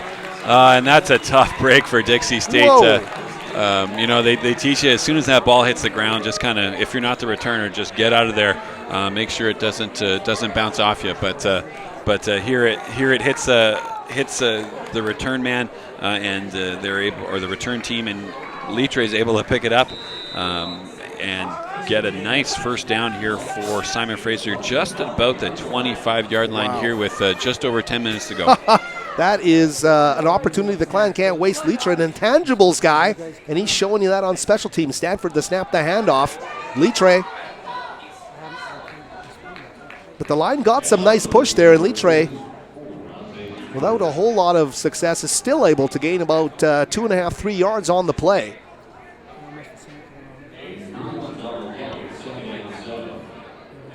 So Litre coming off the field now, but what a play that was for the Clan.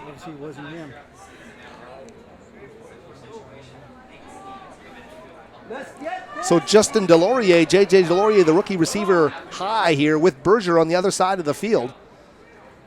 Buren and Anderson as well at those receiver spots. Oh, and the pass intended for the rookie Delorier.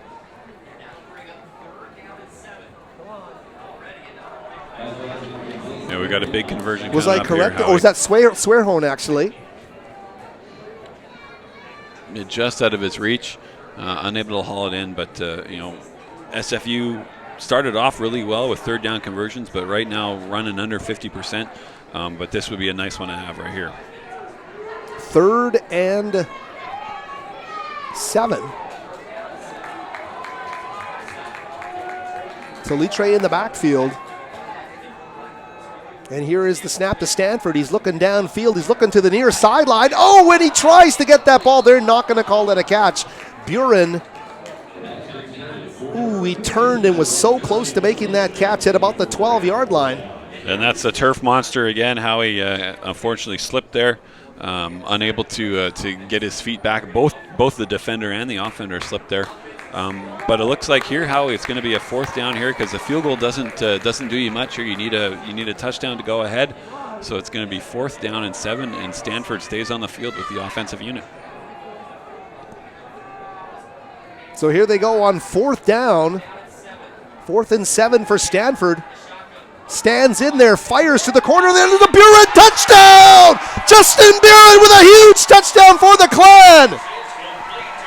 9:59 left in this game, and Buren on target. The great delivery from Ryan Stanford on 4th down for the Simon Fraser Clan. Boy, that's a gutsy call deep down the field, but Buren able to beat the defender, toss it down the left side, and a big touchdown catch by Buren. 4th and 7 from the 21, and the Centennial secondary product coming up with it in the end zone. Howie. Offensive line gives him time, and Buren able, just before that safety comes across, Buren able to catch that ball. And Doherty here for the extra point. He will drill it through for the Clan. It's a 27-24 lead for Simon Fraser University, and you gotta love the touch that Stanford put on that ball, looking a little like Jonathan Jennings with the BC Lions, finding his receiver in the end zone. And you know what? He's a vet, and he knows that the game was on the line right there, and that's a fantastic toss from Stanford that was place impressive. it in there. Ryan Stanford's been up. He's been down in this game, and a lot of that to do with the conditions out there, we're sure, but he delivers. And really, when you look at how that play started, Ante Litre, Johnny on the spot on the recovery to set up that play, and a huge turn of events here for the Simon Fraser Clan on that play. And that's Stanford's 19 for 41, just broke the 200-yard barrier with that pass, and that's his 3rd touchdown of the game. 2 to Andrew Pauls, 1 to Justin Buren, and what a play. When they needed it, they dialed it up, but this Dixie State team, the resiliency, Nick, they've shown in both the run game and the pass game, you cannot rest on this Dixie State team. They're going to come right at you with 10 minutes left in this game. Yeah, and they're going to look to respond here. Just a tick under 10 minutes left in the game here. We've got another one here. It's fantastic football out here, folks. Doherty with the kick. Oh, and fumbled and picked up there at the 10-yard line by Dixie State. And they get a decent return out of it.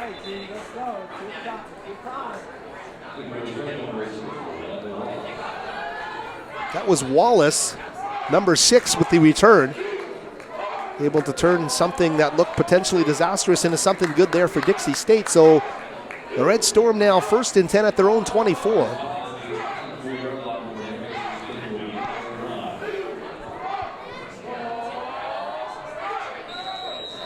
So Dixie State now finding itself trailing. The Clan have had an offensive resurgence. Coleman met immediately at the line of scrimmage, potentially losing yardage on the play.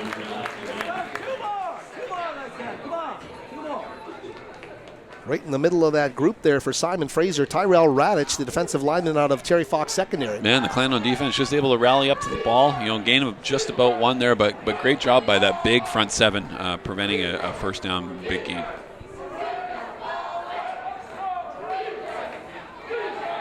Oh, and they're giving up a big one on the run here, and that is going to be Coleman. It's going to be a race to the end zone. Wow. We talked about that resiliency of Dixie State, and they will come right back down the field. 75 yards on the play. Coleman, a huge play. And that's got to be crushing for the Clan. Doing what they can to build the momentum, but Coleman comes right back on one play, 75 yards. Well, we'll see it here how he just burst through the middle and nobody there to touch him. It was a race to the pylon, and he beats Weathersby to the corner, and Dixie State takes the lead back quickly, responds quickly on that another big play. And that extra point, very important in the scheme of things now. And that is a deflating moment for the Clan. So much great effort, all kind of handed back on one play. Coleman's huge run. But they've been vulnerable. You've seen the signs of them breaking that, and they have broken minor versions of big runs like that all game long, that one going the distance. And it was something that they experienced against Central Washington 2 weeks ago in their last game. Three of the first 5 plays Central Washington ran went for touchdowns over 50 yards. And so they've been susceptible to it in the past, and you'd hope that they were able to come up in crunch time here in the fourth quarter and stop those big plays. But kudos to the Dixie State offensive line opening that gap and able to race to the end zone for a touchdown. Well, and I guarantee you everyone wearing red and everyone on that Clan coaching staff is going to tell you there is no such thing as a moral victory here today. You have to win this football game. If you're Simon Fraser, 0-3 starting in your first GNAC counting game, you want to win this game against a team that's coming in on the road having lost 3 straight. Low kick.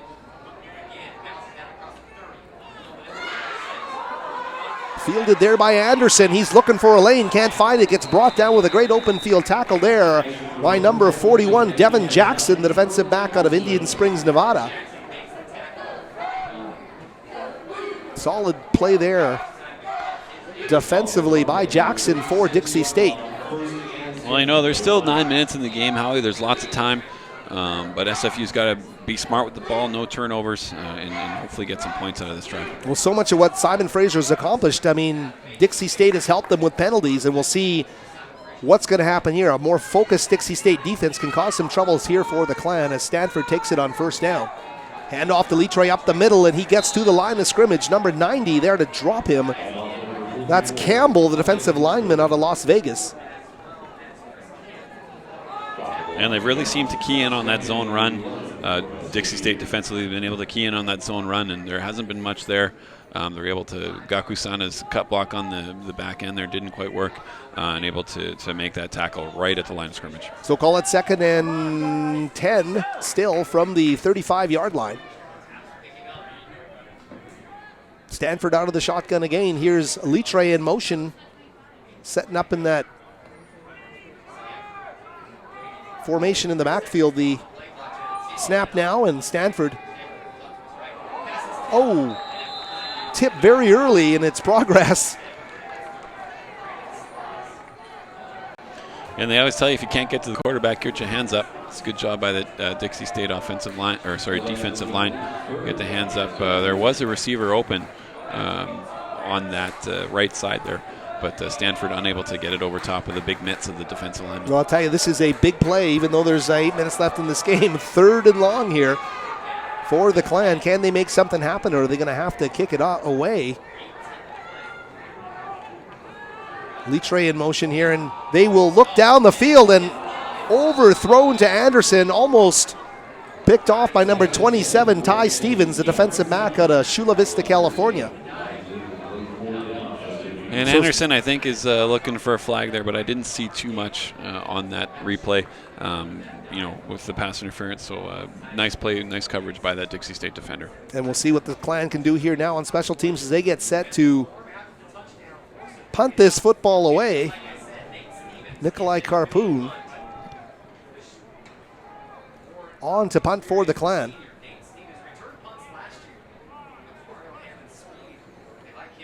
Harpoon's punt. Stevens with the catch. Great job swarming to the ball there by the Simon Fraser Clan. Wow. That was Christian Berger actually on specials, was it not? Number 80. Yeah, it was. Nice getting in on the there. tackle by the wide receiver. Nice play there. You like to see guys contributing in all phases of the game when they have the opportunity. Yeah, for sure. And Christian Berger there, nice play, nice stop there.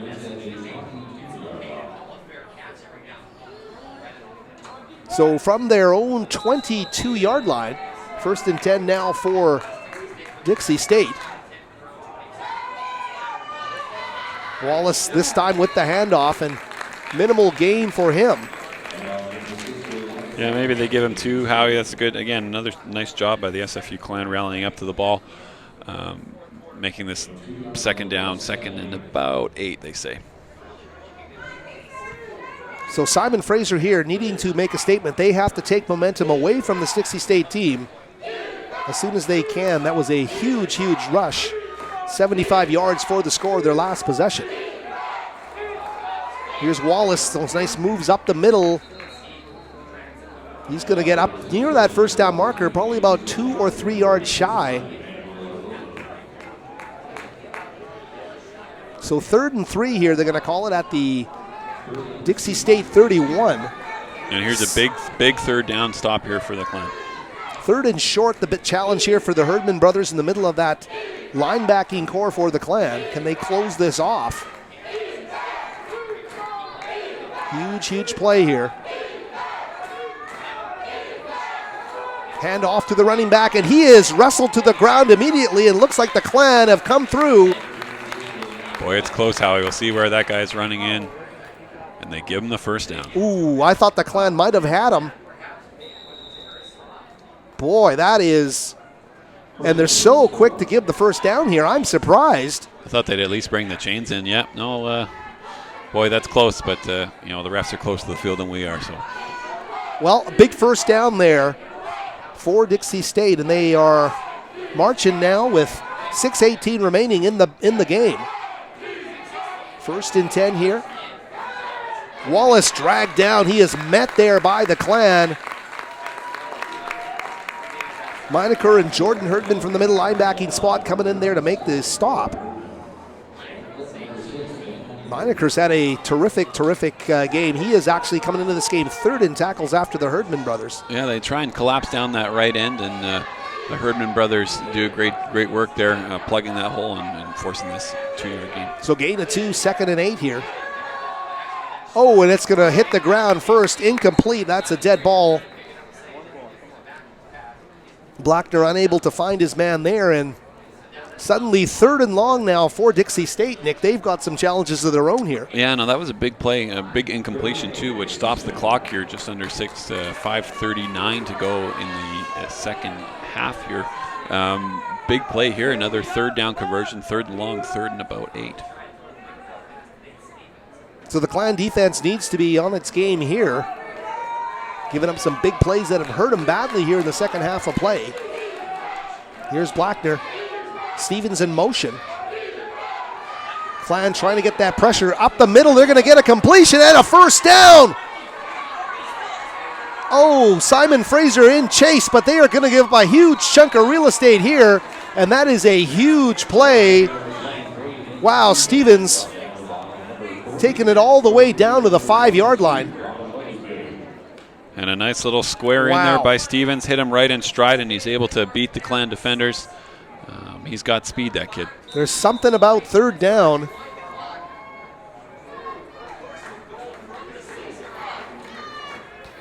So a huge, huge gain there by Stevens.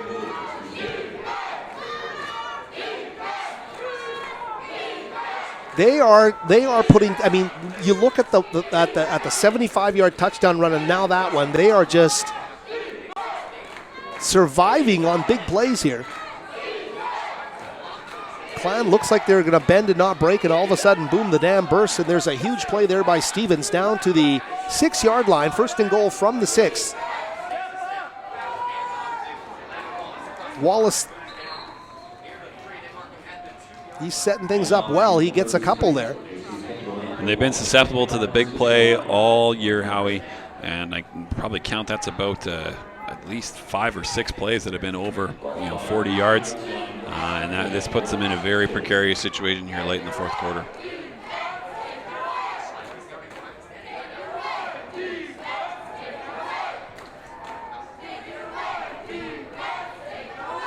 Dixie State, of course, trying to run off as much of this clock as they can. The play clock now under 10 seconds. Play clock down to 6 here. Blackner. Oh, this time he's going to keep it. Blackner's going to keep it and go in himself for the touchdown. There are 4 minutes left in this game. The read option play, and the freshman quarterback executes it perfectly. Everybody bid on that, and Blackner literally walks into the end zone. That's tough. They've been selling out to stop this running back. And the quarterback keeper pulls it around the right side, sneaks into the end zone. And the tough part is this 10-point lead with the extra point becomes 11. So Simon Fraser's got its work cut out for it now if it wants to get into the victory column for the first time this season. 11 points, they trailed by 4 minutes with 4 minutes remaining. You need a quick score, you need a field goal if you want to just simplify things, and you got to keep them off the scoreboard. You have to get things going in a heck of a hurry here. Yeah, it's a 2-score game, Howie. No matter how you slice it, they're going to need to get a touchdown here or a field goal quick, and then get the onside kick and to have any chance in this game. Well, looking at those overall offensive numbers now, 496 yards for Dixie State, just 260 for Simon Fraser. And that's reflected by those big plays by Stevens, and of course a 75-yard run for the touchdown by Coleman.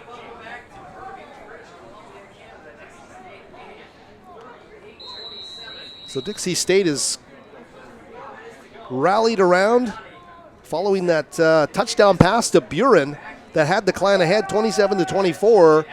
Dixie has responded with 2 touchdowns. The back-to-back touchdowns are the story here now.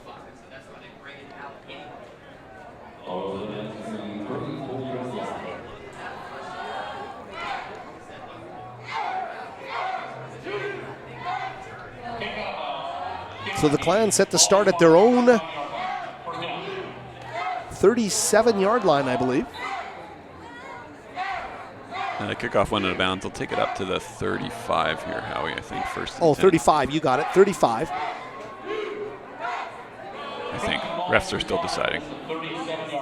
Seen so many great things from this Clan team today, but geez, I tell you, just stopping the big plays has been huge, and it's really put them in a heck of a hole here. Indeed, they will be at the 37.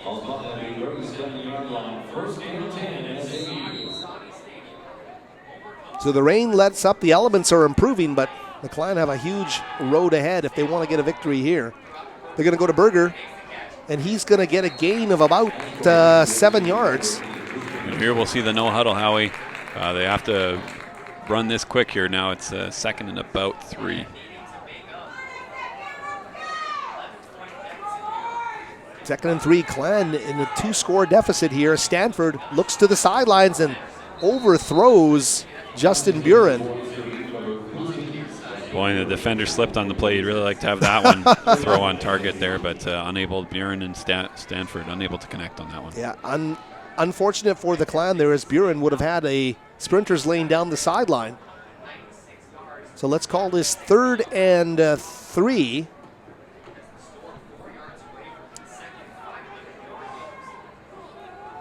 Stanford, empty backfield now. 3:35 left on 3rd down. Clan need another big conversion here. Stanford looking downfield over the middle, and Berger doesn't turn as Stanford throws the ball, and Two disappointing snaps of the football for the Simon Fraser Clan on 2nd and 3rd down, Nick, because the clock certainly has become the enemy now. Boy, and it's just been a lack of execution on these past 2 plays, Howie. Receiver and quarterback not on the same play. You see there, Berger hasn't even turned his head yet. The ball's already at his feet. The throw by Stanford, tough play. Yeah, lack of execution here on such big plays. Clan need to try and keep this alive, so they'll go for it on 4th down. Empty backfield again for Stanford. Need a big play, and he's going to the sidelines this time, and it is complete on the sideline. And that is going to go to number 13, J.J. Delorier, the rookie. So Delorier makes the biggest catch of his young Clan career. 3:25 left in this game. The Clan keep the sticks moving. They got to get into a high tempo here. 1st and 10, Stanford eludes the pressure, steps out of the pocket and finds a man. It's Buren. He's going to get the 1st down. Buren to the middle of the field and gets dragged down at about the 23-yard line. But a big play on 1st down for the Simon Fraser Clan. Yeah, and then Stanford able to step up, avoid the pressure here. We'll take a peek at the replay here. Quickly here, steps out, finds Buren down the field, and SFU in the no huddle here, 1st and 10. As he said, they have to push the tempo, trips to the top of the field for Stanford. He's going to go and find a man, but he will be brought down shy. That's Swerhorn again there. Sam Swerhorn making the catch there, and very quickly the Clan huddling up. 2:38 remaining in this game. Call it 2nd and 6 from about the 20-yard line. Spread offense now for the Clan as they try and get on the scoreboard as quickly as they can. Stanford looking to the end zone. He's got a man. Tipped at the last second, but still caught. And that's a touchdown for the SFU Clan. That's Berger. Christian Berger coming down with that. And you know the Clan are going to go for 2 here. They have to. What a great play. I'm not too sure who. Yeah, it was tipped there by the Dixie State defensive back, but great concentration by Berger to refocus and make that catch. Touchdown right in the back of the end zone, and the Clan still have life. Huge play in which they went for it on 4th down, and the rookie Delorier keeps the drive alive. And then Stanford right over the middle, finding Christian Berger for the touchdown. 5-point deficit, so they'll go for 2. Try and cut it to a 1-score game here.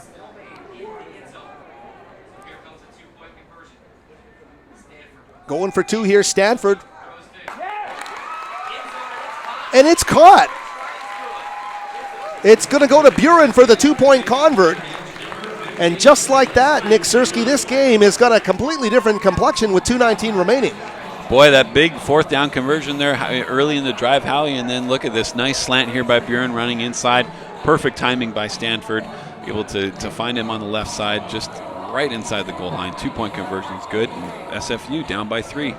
Now they have a decision here, Howie. Are they going to kick it deep and use their timeouts on defense to try and stop it or stop Dixie State? Or are they going to do an onside kick and try and get it themselves? That is the question, isn't it? It's one of those time frames where you go, you know what, is it maybe a bit too early for the onside kick? You wonder what they're going to do here. See who they come out on the field with.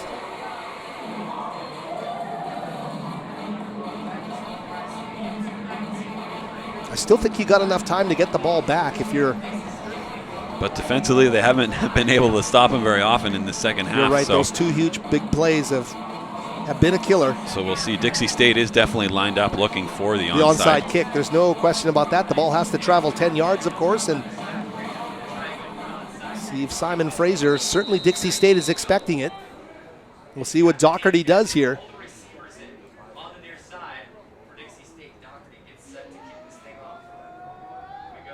And Doherty will kick it deep. Stevens with the catch here, and SFU needs to do what they can to preserve real estate. We'll see what Dixie State does here. This is the big call to the Clan defense to answer. I think on both sides here, you bring in your big boys and try and run out the clock for if you're Dixie State, but also stop the run if you're Simon Fraser. Use those timeouts and hopefully get the ball back with enough time to kick a game-tying field goal.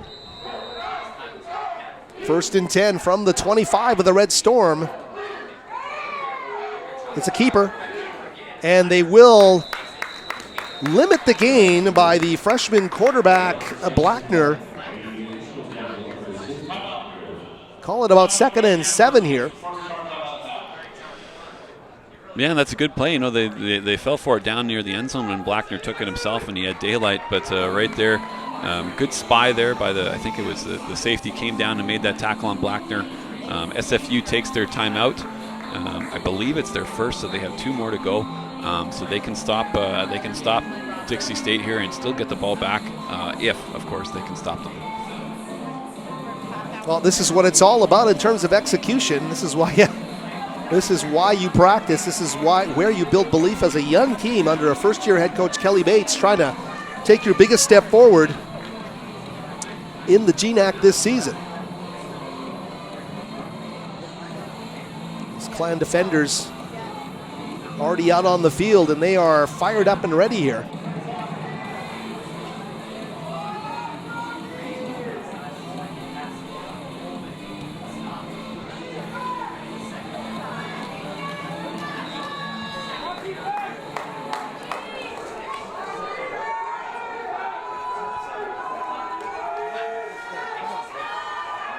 Coleman trying to turn the corner here, and he's going to be held short on 2nd down, but it's going to bring up 3rd and very manageable here for the Red Storm. 3rd and about 3, Howie. This is going to be the game. So with 2 minutes left here, the 2-minute warning, a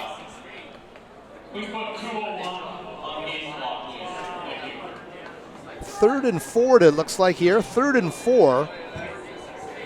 Yeah, and then if they can stop them here, they'll get the 2-minute warning, stop the clock. So 3rd and 4 at the 33, at their own 33. Timeout on the field, and the SFU defense, as you say, Nick, you framed it perfectly. The play of the game coming up here for the Clan defense. This is going to be the ball game.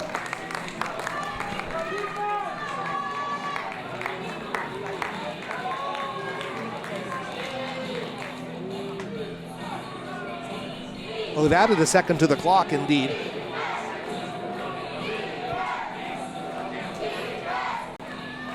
Third and 4 here, and the Red Storm have had a track record of running it up the middle on 3rd down. It's led to some big plays here. Can they stuff it again?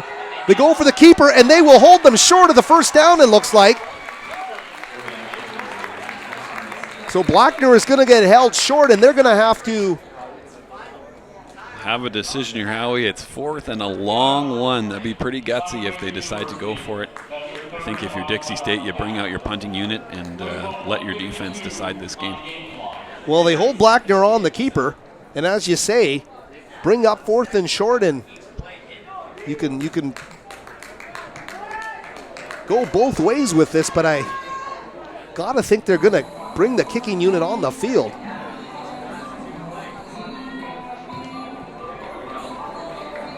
I mean, you're basically handing Simon Fraser the field position to kick a field goal if you don't make this. I just think it's a bit too risky here for Dixie State.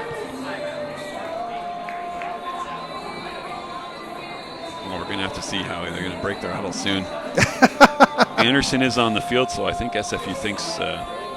certainly Anderson, yeah, he's heading back to his own 35-yard line to receive the punt.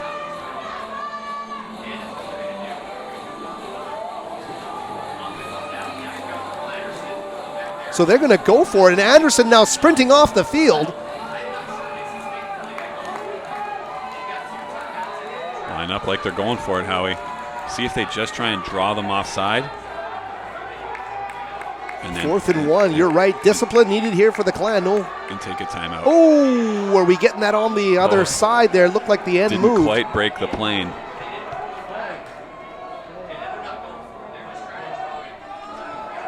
See here, they're going to probably try one more time to draw them offside. I don't think they're going to snap this ball, Howie.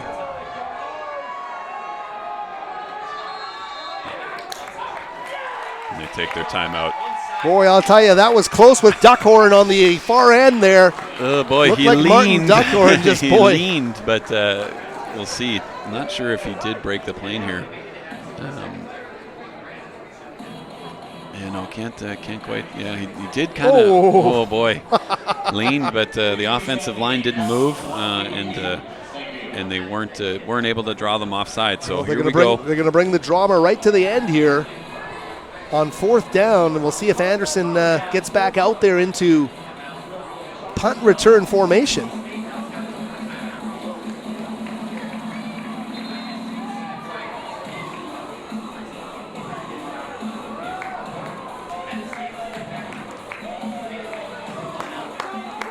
Punting unit is indeed on the field. Anderson back to field the ball at around the 35. So 1:52 remaining here as the seconds start to tick away. We're under 2 minutes to go here. Bad snap, but they recover, and a low kick is going to go down to Anderson. He's going to let it go, and it's going to take a bit of a Dixie bounce down to about the 21-yard line. We'll say the 20.5-yard line. And here we go, Howie. This is what you dream about as a kid.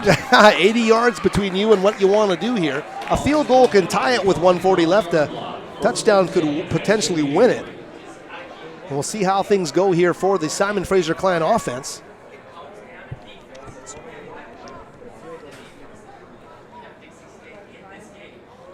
And here we go, Howie.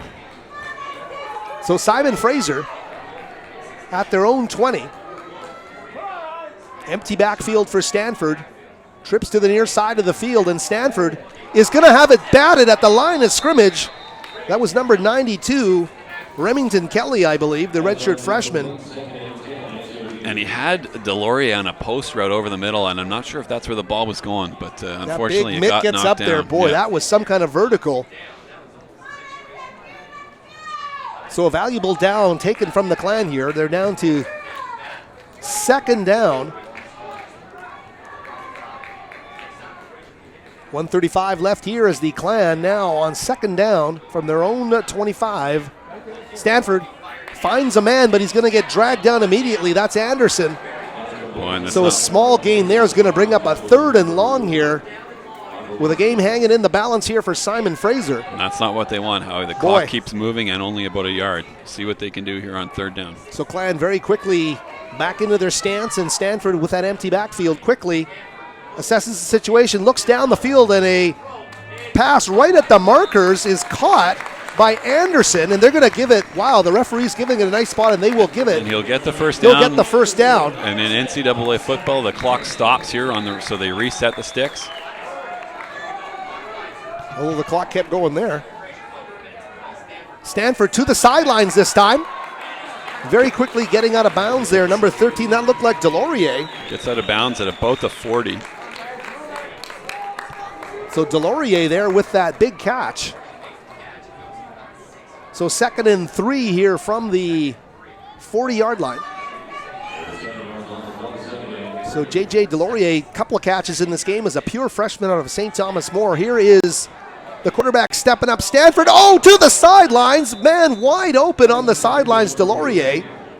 And it just took a bounce off his hands. Unable to haul it in there. The pass was a bit high. It's a short 3rd down conversion here. They're going to obviously, it's 4 down territory. Got to go for it here. But 3rd down and 3. So 3rd and 3, 49.1 seconds left. The Clan still a lot of field to cover here from the 40-yard line. Stanford barking out some commands to his receivers at the near side of the field. Snap out of the shotgun. Stanford stepping up in the pressure, and he's going to get sacked, and he just let the ball go as he went to the ground. I think he was trying to throw it away to a receiver over the middle, but I don't think there was anybody. That would have been there. the most awkward-looking shovel pass if that indeed was the case. We'll see the call from the ref here. But it certainly didn't look like the ball came out under pressure. Oh, there you go. So they call it an incomplete pass, so the clock does stop, and now it's 4th down. Well, that works out well in the Clan's favor then. They got one shot here to get the first down. Empty backfield again, trips to the near side of the field with Buren at the top. Timeout, Dixie State. So Delorier, Berger, and Buren 19 checked that. Swearhorn. We'll take a peek at this last play here, Howie. I'm not sure if we get a good look at what Stanford does here. He seems to try and escape the pressure and toss it a little bit, but I didn't see a receiver in the area. No one was in the area. I think he got away with one there. It almost looked like he was trying to spike the ball, which, I mean, he wouldn't do, but it had a funny look to it in terms of its release. So that was hard to figure what Ryan Stanford was trying to do there.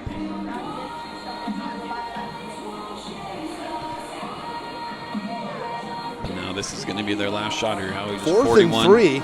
41 seconds to go here. They probably need a good 30 yards to get a manageable field goal attempt.